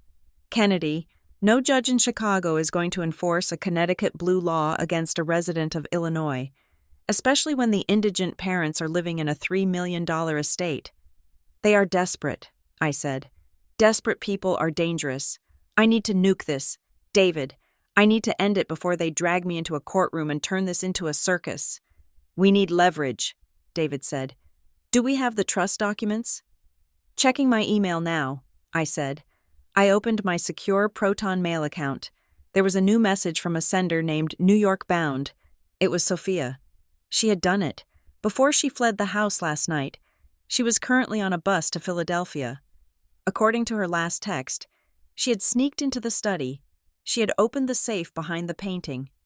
She had used her phone to photograph every document inside. I downloaded the attachments. My eyes scanned the images. There it was. The Kennedy Vallon Irrevocable Trust, established by Martha Kennedy in 2015. Beneficiary, Kennedy Vallon. Trustee, Eleanor Vallon. I scrolled to the transaction history. June 2021. Withdrawal of $20,000. Purpose, administrative fees. December 2022. Withdrawal of $50,000. Purpose, loan to trustee. March 2023. Withdrawal of $40,000. Purpose: maintenance. The account, which should have held nearly $200,000 including interest, had a balance of $4,000. She had drained it. She had stolen my inheritance to pay for her parties, her facelifts, and Julian's gambling debts. And she had forged my signature on the loan authorization. The signature was a shaky imitation of my handwriting, dated on a day when I was working a double shift 3 states away. "I have it," I told David. "She embezzled the whole thing, and I have proof of forgery." "Good," David said. "I will draft a countersuit for theft, fraud, and breach of fiduciary duty. But Kennedy, legal proceedings take time. If you want to stop them from harassing you right now, you need to win in the court of public opinion. They are trying to shame you into submission. You need to show them that shame is a boomerang." I hung up the phone. I looked at the letter from Blackwood Associates. I looked at Julian's Facebook post calling me confused. They wanted a narrative? I would give them the truth. I opened my blog editor. I did not feel the tremble of fear. I felt the cold, hard clarity of a technician pressing the button to detonate a controlled explosion. Title: The Truth About Mother's Day and the Stolen Trust. For 2 years, I have been the invisible cleaner. I have told you stories about the filth I scrub from other people's lives. But today, I need to clean up my own. My name is Kennedy Vallon. Yesterday, my family found me. They did not call to say they missed me. They did not call to apologize. They sent a lawyer to threaten me because I'm finally successful, and they need someone to pay for their lifestyle. My brother, a doctor who was suspended for malpractice, is currently telling the world that I am mentally unstable. My mother, a woman who claims to be a pillar of charity, is suing me for support while wearing diamond earrings. Here's the truth. I uploaded the image. It was a side-by-side comparison. On the left, the original photo from my camera roll. Me, Julian, and Sophia standing in the garden. Me in my work uniform. Julian looking away. On the right, the photo my mother posted on Instagram, the one with me cropped out, the gap filled in with cloned hydrangeas. This is what they did to me. They erased me because I didn't look the part, and I let them, because I thought I deserved it. But then I found this. I uploaded the redacted images of the trust fund documents. I blocked out the account numbers, but left the withdrawals and the forged signatures visible. My grandmother left me a safety net. She wanted me to have a chance. My mother stole it. She stole $180,000 from her own daughter to pay for catering and country club dues. She forged my name while I was working 16-hour shifts cleaning up hazardous waste to pay my rent. They say I am a lost lamb. I am not lost. I am the one who finally found the receipt. I am not hiding anymore. I am right here. And I am not paying a single cent for the privilege of being your victim. I hit publish. Then I shared the link on Twitter. I tagged the local Sterling newspaper. I tagged the charity organizations my mother chaired. I leaned back in my chair and watched the world burn. It took less than an hour. The internet is a terrifying and beautiful organism. The post went viral instantly. The invisible cleaner community was fierce, and now they had a face and a name to fight for. Reddit detectives went to work. Within 2 hours, they had found Julian's malpractice court records and posted them in the comments of his "Pray for My Sister" status. They found the reviews for my father's failed investment schemes. They flooded the Facebook page of the Vallon Legacy Charity Foundation with questions about the embezzlement. By noon, my phone was buzzing with alerts from Sterling. The fallout was nuclear. The Connecticut Children's Hospital, which was supposed to be the primary beneficiary of my mother's upcoming summer solstice gala, released a statement on Twitter. In light of recent allegations regarding financial impropriety, we are suspending our partnership with the Vallon Foundation pending a full investigation. The dominoes were falling. The sponsors were pulling out. The social capital my mother had spent 30 years hoarding was evaporating in a cloud of digital smoke. At 2 o'clock, the red light on my desk phone flashed. "Ms. Vallon," Sarah said, her voice shaking slightly, "I have a woman on the line who says she is your mother. She is screaming. Should I hang up? No, I said. Put her through.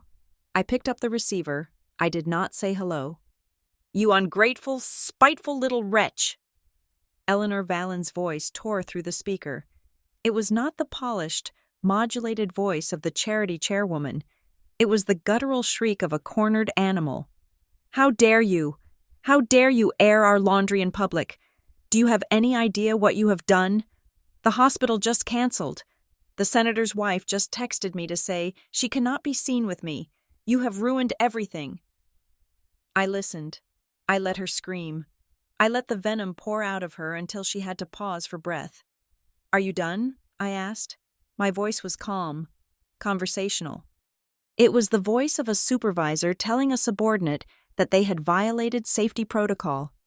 You delete that post right now, she screamed. You issue a retraction. You tell them you are sick, that you lied. If you do not, I will come to Chicago and I will drag you. You will do nothing, I cut her off. You have no money to come to Chicago. Mother, you spent it all.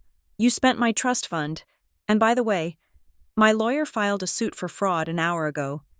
The forensic accountants will be looking at every check you have written for the last 10 years. I am your mother, she wailed. I gave you life. You owe me. I owe you nothing, I said. I paid my debt when I let you erase me for 29 years. But the bill has come due. Eleanor, you are destroying this family, she sobbed. You are burning down the house. I looked out the window at the skyline. The sun was shining on the steel and glass. I felt clean. I felt light. I am not destroying anything, I said, reciting the words that had formed in my mind the moment I saw the letter. I just turned on the lights, and our house is too dirty. I did not wait for her response. I gently placed the receiver back in the cradle. The connection severed. The silence returned. But this time, it was not the silence of exclusion. It was the silence of victory. I turned back to my computer. I had a meeting with the safety board in 10 minutes. I checked my reflection in the monitor. I adjusted my blazer. The hunt was over. The prey had turned around and bitten back, and I had a lot of work to do. The strategy shifted 48 hours after I hung up the phone. When threats fail, manipulators do not surrender. They pivot. They move from the stick to the poisoned carrot. It started with a call from my father. I let it go to voicemail initially, but when I listened to the message, the tone was different. There was no bluster, no command. He sounded small. Kennedy, he rasped, his voice cracking. It is your mother. She collapsed this morning. The doctors say it was a transient ischemic attack, a mini-stroke. She is asking for you. Please, just come home. This might be the last time. I sat in my office, staring at the Chicago skyline, feeling a war break out in my chest. Part of me, the part that had been trained for 29 years to seek their approval, wanted to run to the airport. That is the insidious nature of blood. It pulls at you even when you know it is toxic. But the other part of me, the technician who analyzes risk, saw the red flags. A stroke? Convenient timing. Right after the sponsors pulled out. Right after the legal threat. I called Sophia. Is it real? I asked. I do not know. Sophia whispered. She was in a motel in Philadelphia. Safe but shaken. I heard Dad crying. But Kennedy, you know Mom. She can faint on command if the lighting is right. I made a decision. I would go. Not because I trusted them, and not because I sought forgiveness. I would go because I needed to verify the containment breach with my own eyes. I needed to see if the monster was actually dying or just playing dead. But I would not go as a daughter. I would go as a CEO entering a hostile negotiation. I booked 3 tickets, one for me, one for David, my shark of a lawyer who looked like a linebacker in a suit, and one for Big Mike, my former foreman and current head of security at the Chicago branch. Mike was 6'5", weighed 280 pounds, and had a face that stopped bar fights just by entering the room. You think you need muscle to visit your mom? Mike asked, as we boarded the plane. I need witnesses. Mike, I said, and I need a wall. We arrived in Sterling on a rainy Thursday. The hospital room was private. Of course, even in poverty, the Valens found a way to secure the VIP suite. When I walked in, Eleanor looked frail. She was pale, hooked up to a monitor that beeped rhythmically. Her hair was unstyled, which was more shocking to me than the medical equipment. She opened her eyes when I entered. "Kennedy," she whispered. She reached out a hand. It trembled. I stood at the foot of the bed. David stood by the door, briefcase in hand. Mike stood outside in the hall, arms crossed. "Hello, Mother," I said. I did not take her hand. "You came," she said, a tear leaking from the corner of her eye. "I was so afraid you wouldn't. I have been doing a lot of thinking, lying here." She looked at my suit. It was Chanel, vintage, tailored to perfection. She looked at the diamond studs in my ears, real ones, bought with my first quarterly bonus. A flicker of something that looked like hunger passed behind her eyes, but she masked it quickly with pain. "I was wrong," she said, her voice trembling. "About everything, the pressure, the expectations. I just wanted you to be perfect because I love you. But I pushed you away. And now, looking at you, you are perfect. You are a success." It was the apology I had waited my whole life to hear. And hearing it now, in this sterile room, it felt hollow. It felt like a script. "Dad said you had a stroke," I said. "Stress," she sighed. "The scandal, the money, it was too much, but it made me realize what matters. Family matters. Kennedy, I want to make it right. I want to apologize. Publicly." "Publicly?" I asked, my guard going up instantly. "A small dinner," she said, gaining strength. "Just close friends. Tomorrow night at the house, I want to stand up in front of everyone and tell them how proud I am of my daughter. The executive, I want to clear the air. Please, let me fix this before anything else happens to me." I looked at David. He gave a microscopic shrug. "It is your call. It was a trap. I knew it was a trap. But I also knew that if I refused, I would be the villain who abandoned her dying mother. If I went, I could control the narrative." "Fine," I said. "One dinner, but David comes with me. And Mike?" "Of course," she smiled weakly. "Bring your team. We would love to meet them." The next evening, the Valen estate looked like a mausoleum dressed up for a carnival. The lawn was manicured, but I noticed the hedges were overgrown in the back. The paint on the porch was peeling slightly. The decay was there, hiding under the dim ambient lighting. I wore a black dress, severe, sharp, armor. In the pocket of my blazer, which I kept on despite the heat, was a digital voice recorder. It had been recording since I stepped out of the car. We entered the foyer. I expected a family gathering, maybe an aunt or two. I was wrong. The living room was packed. There were at least 50 people, and they were not family. I recognized the CEO of the local bank. I recognized a real estate developer who was known for predatory lending. I recognized 3 of my father's creditors, men in cheap suits with hard eyes. "Kennedy!" Eleanor's voice rang out. She was not in a wheelchair. She was not frail. She was standing on the grand staircase, wearing a red gown. Her hair perfectly coiffed. She looked radiant, if you ignored the desperate tightness around her eyes. "Everyone, may I have your attention?" She clapped her hands. The room fell silent. She descended the stairs, arms wide, heading straight for me. She did not hug me. She positioned herself next to me, turning us toward the crowd like we were posing for a press conference. "I want to introduce you all to the savior of the Valen legacy," she announced. Her voice was theatrical, booming. "My daughter, Kennedy Valen. You may have heard rumors, but let me set the record straight. Kennedy is not just working in Chicago. She is the Chief Operating Officer of Vanguard Sanitary Systems, a multinational corporation." I stiffened. Regional manager, not COO. And Vanguard was national, not multinational. She was inflating my resume in real time. "Kennedy has returned to us to help steer the family through these difficult economic times," she continued. gripping my shoulder with fingers that felt like talons. With her corporate backing and her financial genius, we are launching a new venture. Kennedy is personally overseeing the restructuring of our assets. The room broke into polite applause. The bankers looked interested. The creditors looked relieved. I felt a cold sensation wash over me. She wasn't apologizing. She was using me as collateral. She was using my job title, my reputation, my success to convince these sharks that the Vallon family was still a safe bet. She was presenting me not as a daughter, but as a co-signer. She leaned in to kiss my cheek, blocking the view of the crowd for a split second. "Play along," she hissed into my ear, her breath smelling of mint and gin. "Help me close these investors, and I will give you 10% of the trust fund. Do not embarrass me. Kennedy, do not make a scene. 10%. She was offering me 10% of my own money to help her defraud a room full of people. I pulled back. I looked at her, really looked at her. For years, I had seen a giant, a matriarch, a force of nature.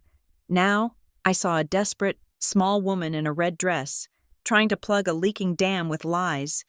She didn't care about me. She didn't care that I had driven from the airport with a bodyguard because I was afraid of my own family. She only cared that my name could sign a check that wouldn't bounce. She squeezed my arm, hard. "Smile," she commanded through gritted teeth. I looked at David, who was standing by the buffet, looking furious. I looked at Mike, who was watching the creditors like a hawk. Then I looked at the crowd. They were waiting for me to speak. They were waiting for the successful daughter to validate the mother's lies. I realized then that coming here wasn't a mistake. It was an execution. I had walked into the trap, yes, but she had forgotten that I was the one who knew how to dismantle bombs. I reached into my pocket and touched the recorder to make sure the red light was steady. "Mother," I said, my voice projecting clearly across the silent room. "You want me to say a few words?" "Of course, darling," she beamed. Expecting the script she had written in her head, I stepped away from her grasp. I walked to the center of the room. I did not smile. "It is true," I said. "I work for Vanguard. I manage waste. I specialize in identifying toxic environments and neutralizing them before they can hurt anyone else." Eleanor's smile faltered slightly. "And usually," I continued, locking eyes with the bank CEO, "when I enter a site, the first thing I do is check the structural integrity. Because if the foundation is rotten, painting over the cracks won't save the building." The room went dead silent. "Kennedy," Eleanor warned, stepping forward. "I am not the COO," I said clearly, "and I am not here to restructure any assets. I am here because my mother told me she was dying. But looking at her now, it seems the only thing dying in this house is the truth." I saw the panic flare in her eyes. I saw the creditors exchange glances. I was not going to play along. I was going to burn the script, and this time, I wouldn't be the one disappearing. The sound of a silver spoon striking a crystal champagne flute is supposed to be the sound of celebration. It is a sharp, clear chime that cuts through conversation, signaling a toast, a union, a moment of shared joy. But as my mother stood there, tapping her glass with a manic, rhythmic persistence, it sounded like a warning bell on a ship that was already underwater. "If I could have everyone's attention, please," Eleanor announced, her voice trembling with a vibrato that she was trying desperately to pass off as emotion rather than panic. She raised her glass high, the liquid gold catching the light of the chandelier. "To my daughter, Kennedy, the prodigal child who has returned to us, to the strength of family, which withstands all storms, and to the bright, prosperous future we are about to build together." She looked at me. Her eyes were hard, glassy beads. They were screaming a silent command. Drink, smile, nod, save me. The room fell silent. 50 pairs of eyes turned toward me. The bankers, the creditors, the predatory real estate developers. They were all looking at me with the hungry, expectant gaze of wolves waiting for a piece of meat to be thrown into the den. They did not care about family. They did not care about reconciliation. They cared that Eleanor had promised them I was the co-signer who would make their bad debts good. I held my glass. The crystal was cold against my fingers. "To Kennedy," my father echoed weakly from the corner, raising his own glass. He looked like a ghost haunting his own living room. "To Kennedy," the crowd murmured. I looked at the champagne. It was vintage Dom Perignon, probably bought on credit, probably bought with the money she had stolen from my trust fund in 1999, or whenever she had drained the last cent. I did not drink. Instead, I stepped forward.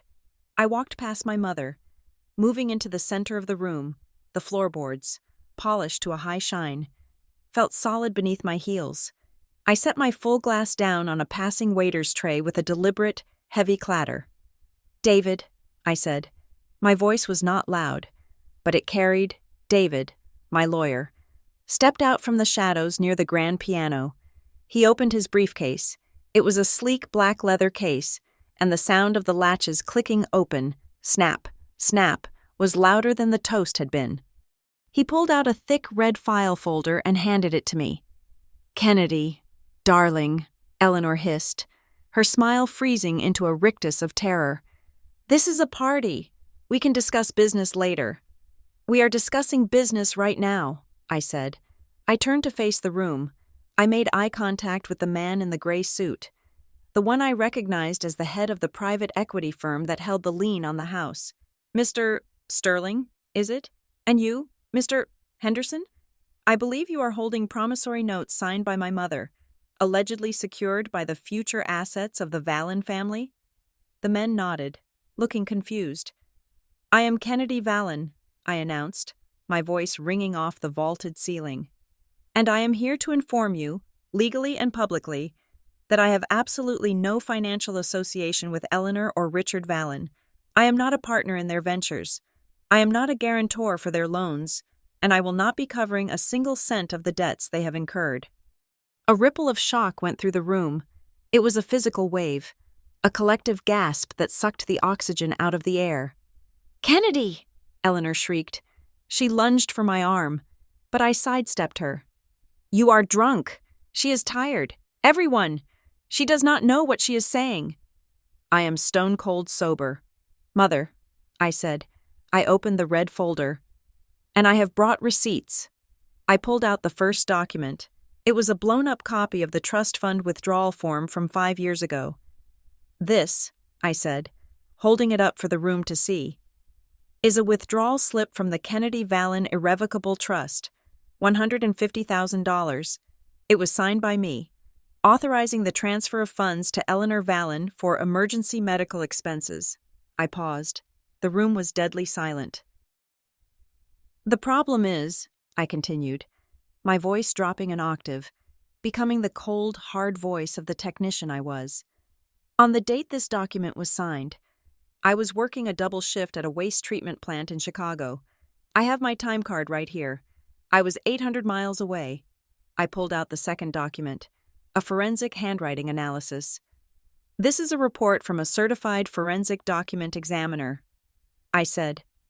"It confirms that the signature on this withdrawal, and the 6 others that followed it, is a forgery, a clumsy one." I turned to look at my mother. She had gone the color of old ash.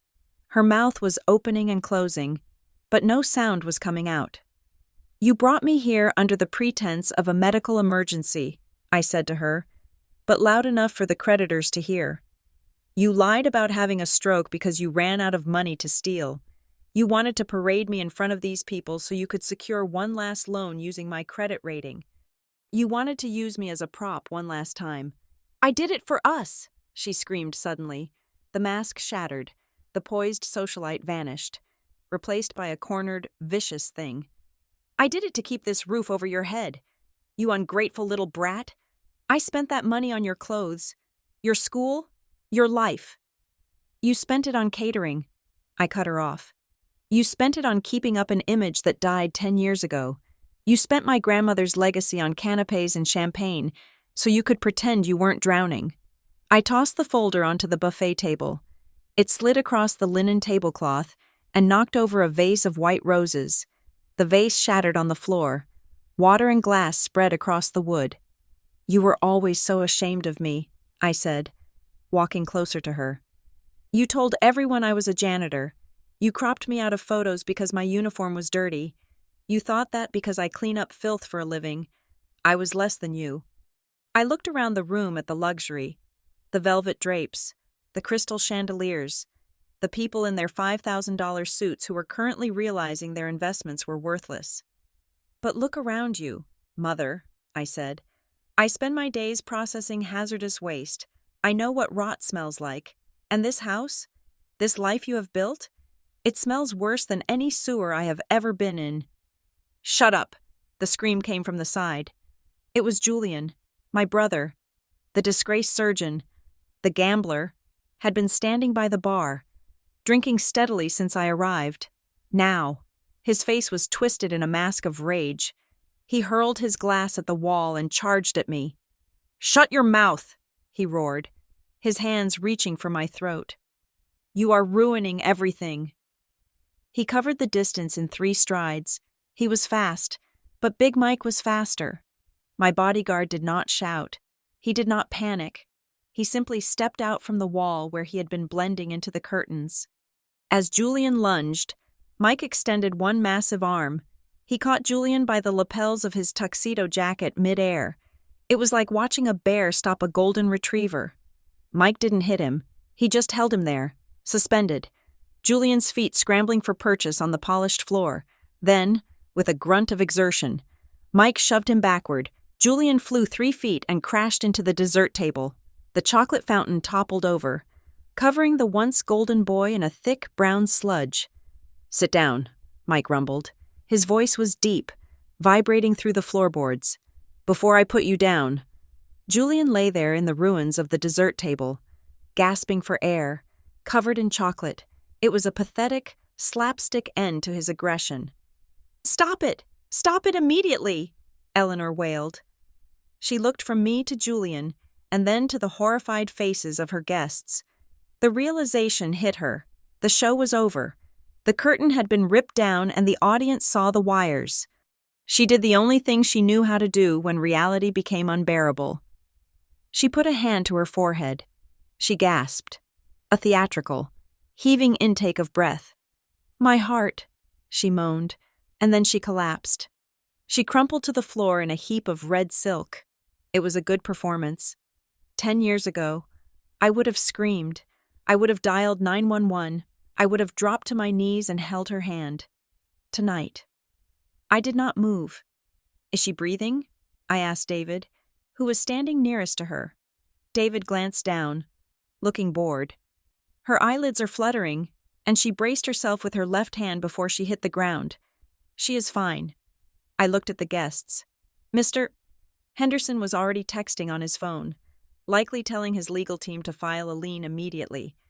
The bank CEO was putting on his coat. "I suggest you all leave," I said to the room. "Unless you want to be here when the police arrive to take statements regarding the fraud investigation my lawyer filed this morning." The exodus was immediate. There were no goodbyes, no polite handshakes. The guests scuttled out of the French doors and the main entrance like cockroaches when the kitchen light is turned on. Within 2 minutes, the room was empty, save for my family and my team. My father was kneeling beside my mother, patting her hand uselessly. Eleanor, wake up. They are gone." I walked over to them. I stood over the woman who had given birth to me and then spent 30 years trying to edit me out of existence. "You can stop acting, Mother," I said softly. "There is no one left to impress." She did not open her eyes, but her jaw tightened. She heard me. "I am leaving now," I said. "David will be in touch regarding the lawsuit. I am taking back the trust fund. I am taking back my name. And I am leaving you with the one thing you always wanted more than me. Your image. Enjoy it. It is all you have left." I turned on my heel. "Mike, David, let's go." We walked out of the living room, through the foyer that I had once scrubbed with a toothbrush, and out the heavy oak front doors. The night air was cool and crisp. It smelled of rain and wet earth. It smelled like freedom. I walked down the stone steps toward the waiting rental car. My heart was pounding, not with fear, but with the adrenaline of a job well done. It was the same feeling I got when I sealed the final drum of waste at a cleanup site. The hazard was contained. The area was clear. "Kennedy, wait!" I paused at the car door. I turned around, running down the driveway. Stumbling in her high heels was Sophia. She was clutching a duffel bag to her chest. She looked terrified, but her eyes were wide open. She stopped a few feet away from me, panting. She looked back at the house, where the lights were still blazing, illuminating the disaster inside. Then she looked at me. "I did it," she whispered. "I packed." She reached into the pocket of her jeans and pulled out a small, silver USB drive. She pressed it into my hand. Her fingers were ice cold. "This is the rest of it," she said. "Dad's tax returns, the offshore accounts he tried to hide from the bankruptcy court, the emails between Mom and the forger. I copied everything on the desktop before I ran." I closed my fingers around the drive. It was light, but it carried the weight of a nuclear warhead. This was not just leverage. This was the nail in the coffin. "Thank you," I said. "I cannot go with you," Sophia said, her voice shaking. "I know you said you would help, but I need to do this myself. If I go with you, I am just changing caretakers. I have a friend in New Jersey. She said I can sleep on her couch if I clean her apartment." I looked at my sister. For the first time, I saw a flash of the Valen steel in her spine. She was terrified. Yes, but she was choosing the hard road. She was choosing the scrub brush over the silver spoon. I reached into my purse. I pulled out a stack of cash. $2,000 I had withdrawn for emergencies. "Sophia," I started. "No," she shook her head, backing away. "You said no handouts. I need to know I can survive without the money."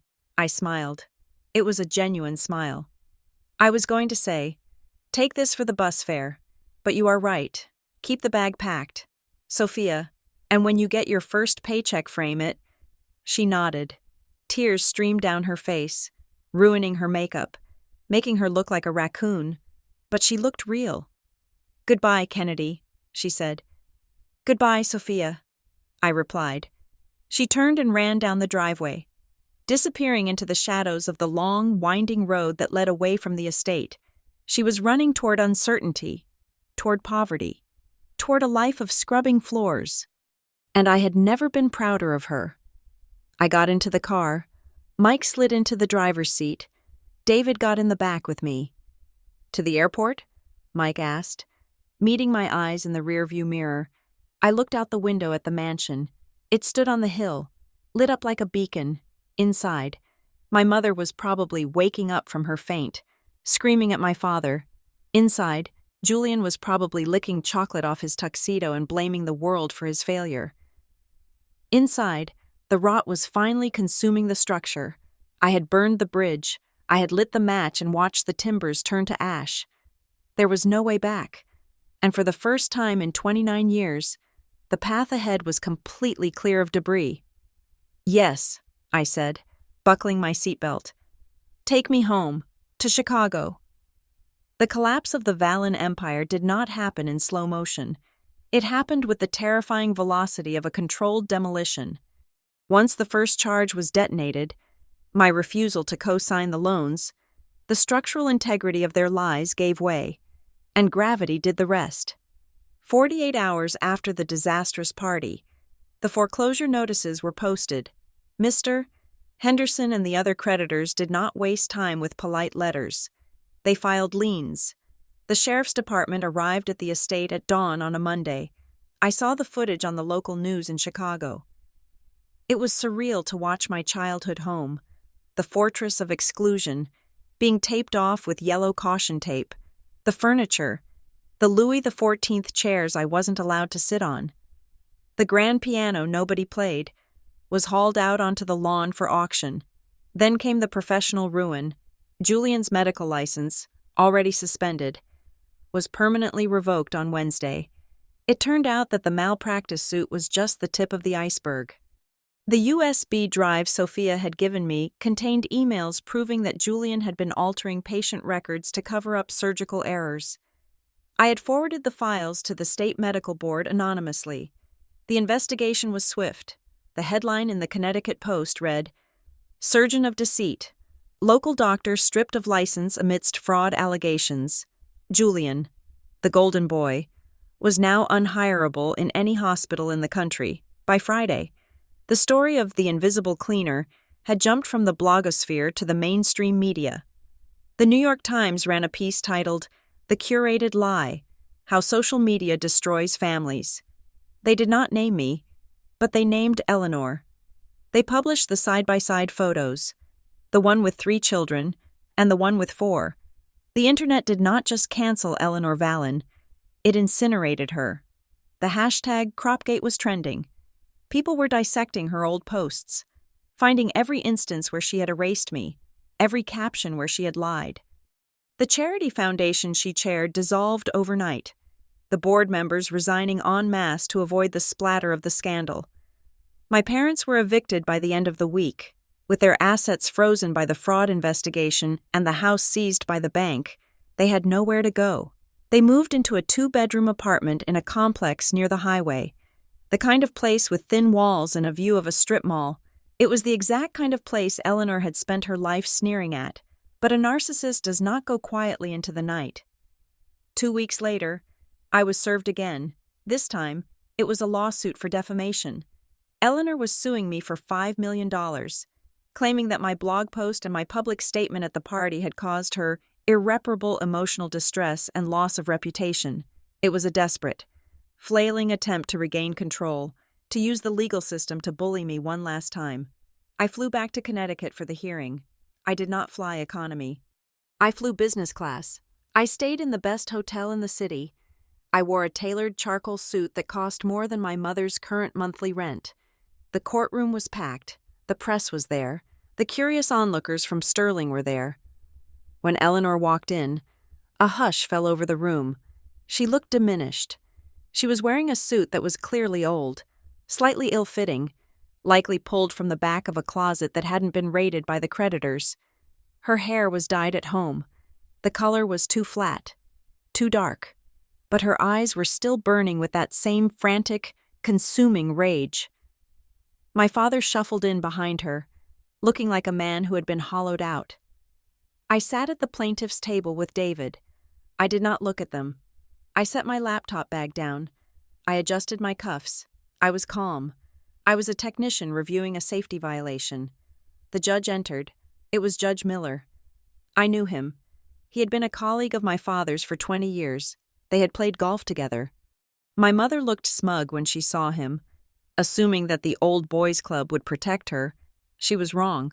Judge Miller was known for 2 things: his terrifying intellect and his absolute hatred of liars. The proceedings were short. Eleanor's lawyer, a cheap attorney who looked like he chased ambulances, tried to paint me as a vindictive daughter who had fabricated stories to destroy a loving mother. "She has waged a campaign of cyberbullying against a sick, elderly woman," he shouted, pointing a shaking finger at me. "She has humiliated the Vallon family purely for internet fame." When it was our turn, David did not shout. He simply plugged in a laptop. "Your Honor," David said, "we submit into evidence Exhibit A, the audio recording of the plaintiff taken on the night of May 12th at the Vallon estate." He pressed play. My mother's voice filled the courtroom, not the sobbing victim voice she was using today, but the vicious transactional voice from the party. "Help me close these investors, and I will give you 10% of the trust fund. Do not embarrass me, Kennedy." The gasp in the courtroom was audible. Eleanor went pale. "And Exhibit B," David continued, "the digital files recovered from the family computer, provided by a witness, Sophia Vallon." He projected the emails onto the screen, emails between Eleanor and a forger, discussing how to replicate my signature on the trust documents, emails where she referred to the trust fund as her rainy day fund, emails where she called me the spare and the cleaning lady. Judge Miller read the screen. His face hardened. He looked at my father, who was staring at his shoes. He looked at Eleanor, who was gripping the table so hard her knuckles were white. "Mrs. Vallon," Judge Miller said, his voice dangerously quiet, "did you forge your daughter's signature to access the Kennedy Vallon Trust?" "I was protecting it for her," Eleanor stammered. Standing up, she was unstable. "She would have wasted it. I am her mother. I know what is best." "You spent it on catering," the judge said, glancing at the ledger, "and cosmetic surgery, and gambling debts." "It is my money," she screamed, losing control. "I raised her. I fed her. She owes me everything. She is nothing without me." Judge Miller banged his gavel. "That is enough." He turned to me. "Ms. Vallon, the court finds the plaintiff's claims of defamation to be entirely without merit. Furthermore, based on the evidence presented, I am referring this matter to the district attorney for criminal prosecution regarding the fraud and embezzlement of the trust assets. I am ordering the immediate restitution of the principal amount of $150,000, plus interest and penalties, to be paid from the remaining liquidated assets of the estate." "No!" Eleanor shrieked. "You cannot do this. We have nothing left." "Case dismissed," Judge Miller said. Standing up, pandemonium broke out. The press rushed forward. Eleanor did not look at the judge. She looked at me. She lunged across the aisle, her face twisted into a mask of pure hatred. 2 bailiffs stepped in to block her, but she screamed over their shoulders. "I gave you life," she howled, her voice cracking, spit flying from her mouth. "I birthed you. You came out of me. You owe me your life. You are mine." The room froze. Everyone looked at me. I stood up slowly. I picked up my bag. I walked over to the barrier where she was being held back. I looked her in the eye. I did not blink. I did not flinch. "You gave me biology." "Eleanor," I said, my voice cutting through the noise like a laser. "That is not a life. You killed the daughter you thought you owned the day you decided she wasn't pretty enough for your picture." I leaned in closer. "Kennedy Vallon, the daughter you wanted to control? She died in that house. The woman standing here is Kennedy Vallon, the CEO. And you? You are a stranger to me." "I do not owe strangers anything." I turned my back on her. "Kennedy!" she screamed. "Kennedy! Look at me! Look at me!" I walked down the center aisle. The doors of the courtroom swung open. Light from the hallway flooded in. Cameras flashed. Reporters shouted questions. "Ms. Vallon, how do you feel?" "Ms. Vallon, will you press charges?" I walked past them. I walked out of the courthouse and down the steps. The sun was shining. The air was cold and clean. Behind me, I could still hear her screaming my name, a ghost trying to haunt a house that had already been demolished. But I kept walking, step by step, away from the noise, away from the guilt. The collapse was complete. The dust was settling, and I was the only one left standing in the clear air. 6 months is a long time in the world of waste management. In 6 months, a landfill can be capped and seeded with grass. In 6 months, a toxic spill can be neutralized, the soil remediated, and the warning signs taken down. And in 6 months, a human life can be completely stripped down to the studs and rebuilt into something that finally stands up on its own. I sat at my new desk, looking at the check that sat on the blotter. It was the final settlement from the liquidation of the Vallon estate. After the lawyers took their fees, after the IRS took their cut of the back taxes my father had evaded, and after the bank satisfied the liens on the house. There was not much left of the Vallon fortune. The check was for $42,000. To my mother, $42,000 was a bad month of shopping. It was a catering bill. It was a necklace she would wear twice. But as I looked at the number, I did not see a small amount. I saw seed money. I picked up my pen, a simple ballpoint, not a Mont Blanc, and I endorsed the back of the check. I slipped it into an envelope addressed to the Vanguard Foundation. I had spent the last few weeks setting it up. We called it the Clean Hands Scholarship. It was exclusively for the children of industrial sanitation workers. The kids whose parents came home smelling of bleach and sweat so that other people could live in sterile comfort. It would pay for books, for tuition, for trade school certifications. I was not keeping a dime of the Valen money. That money was cursed. It carried the weight of pretension and lies. By giving it away, by washing it through the education of kids who actually knew the value of $1. I was finally neutralizing the last of the toxicity. I sealed the envelope. It felt light in my hand, but dropping it into the outgoing mail tray felt like dropping a 1,000-pound weight off my shoulders. My phone buzzed on the desk. It was a text message. I smiled before I even looked at the screen. Look at these cuticles. Ken. I finally mastered the French tip without shaking. It was a photo from Sophia. It showed a perfectly manicured hand. The nails painted a soft, elegant pink. The background was not a yacht or a VIP lounge. It was the laminate countertop of a salon called Polished Proud in Columbus, Ohio. Sophia had not come with me to Chicago, and she had not stayed in Connecticut. She had taken a bus to a place where nobody knew the name Valen. She was renting a studio apartment above a bakery. She was working 6 days a week as an apprentice nail technician. She was tired. She was broke. She complained about her feet hurting and the smell of acetone, but she was happy. I typed back, "Looks pro. Soph, remember to upsell the hand massage. That is where the tips are." "I know. Bossy," she replied instantly. "I made $120 in tips today. Cash. Real money. I am buying pizza tonight. The fancy kind with extra pepperoni." I stared at the message. $120. A year ago. She would not have bent down to pick up a $100 bill if she dropped it on the sidewalk. Now, she was proud of it. She was building a life, brick by brick, tip by tip. She was no longer a muse or a treasure. She was just Sophia, and she was my sister. I put the phone away and stood up. I walked to the window. I was no longer just a regional manager. The scandal, ironically, had raised my profile in the industry.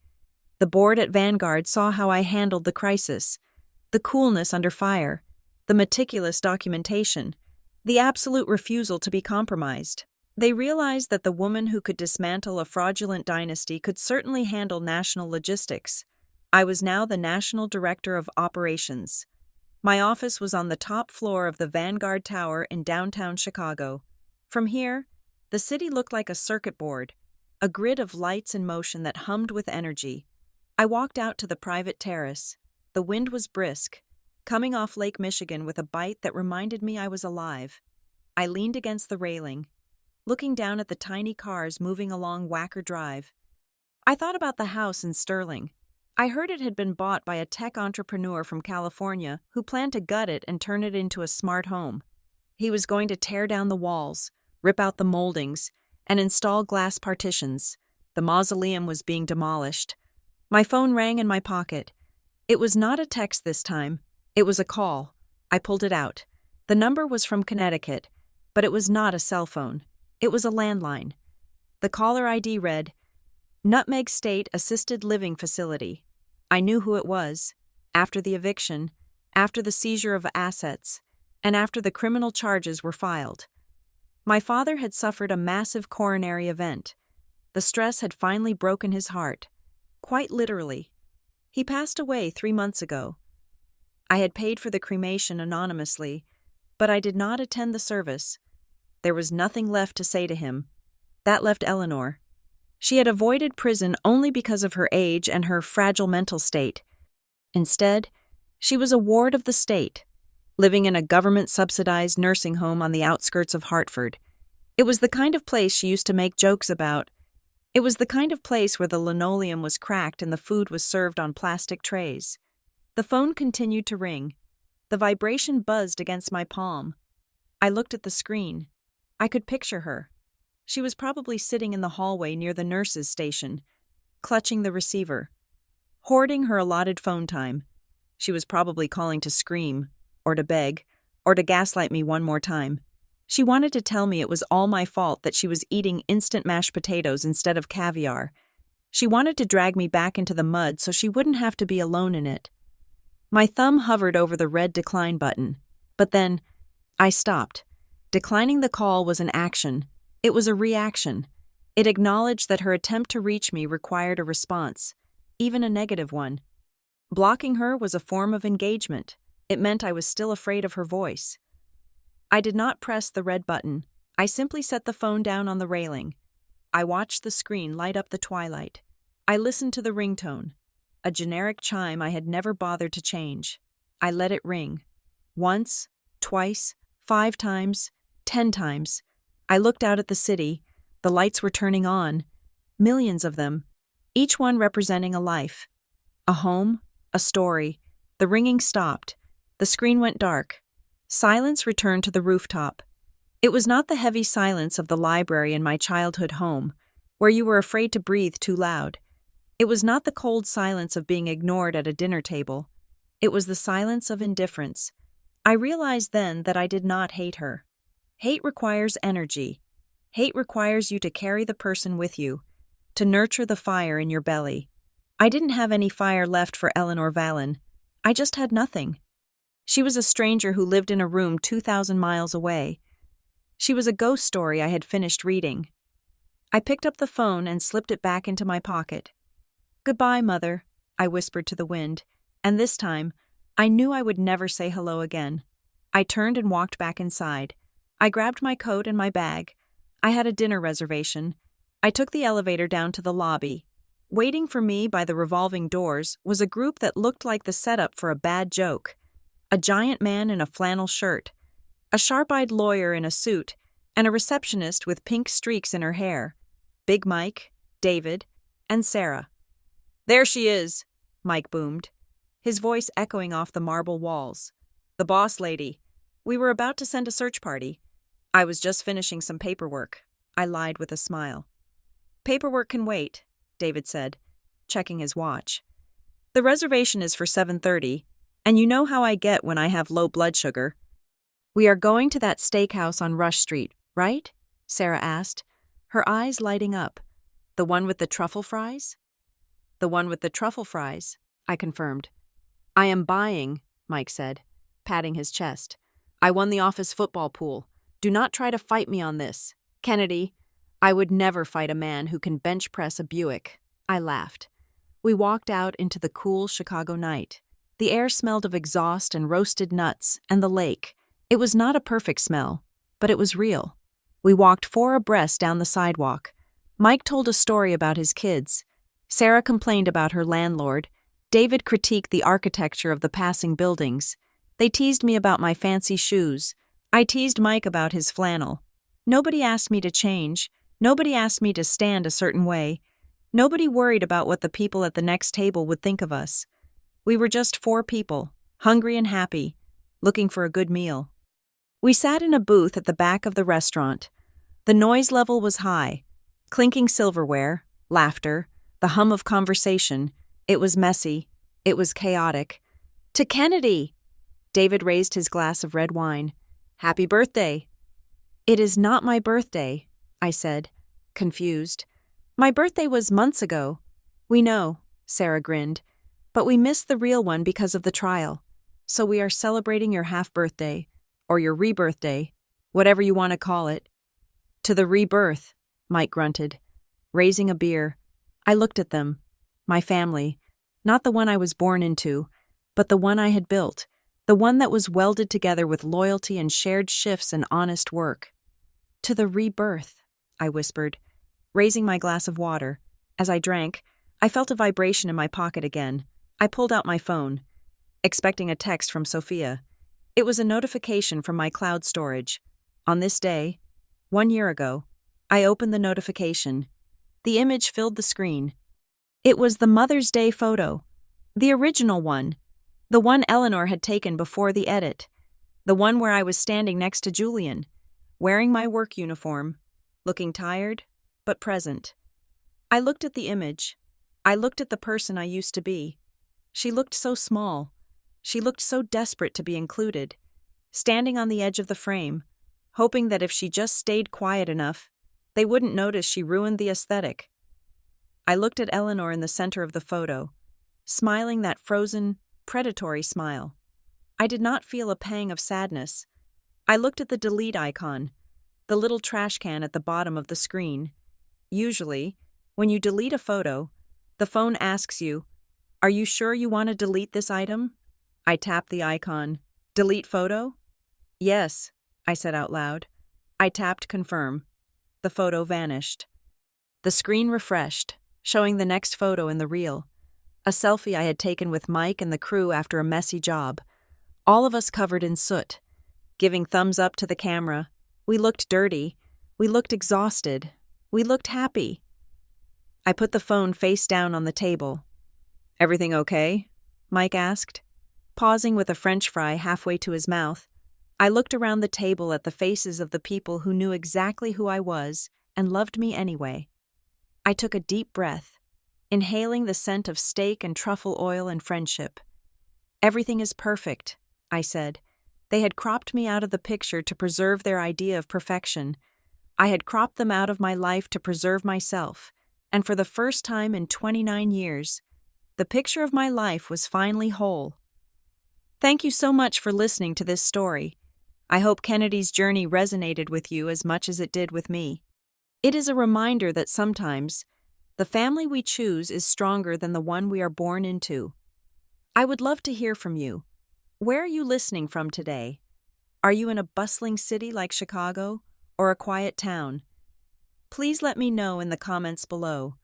I read every single one, and if you enjoyed this story, please do not forget to subscribe to Sunday Drama Stories. Hit that like button and smash the hype button to help this story reach more people who might need to hear it. Your support means the world to us. See you in the next story.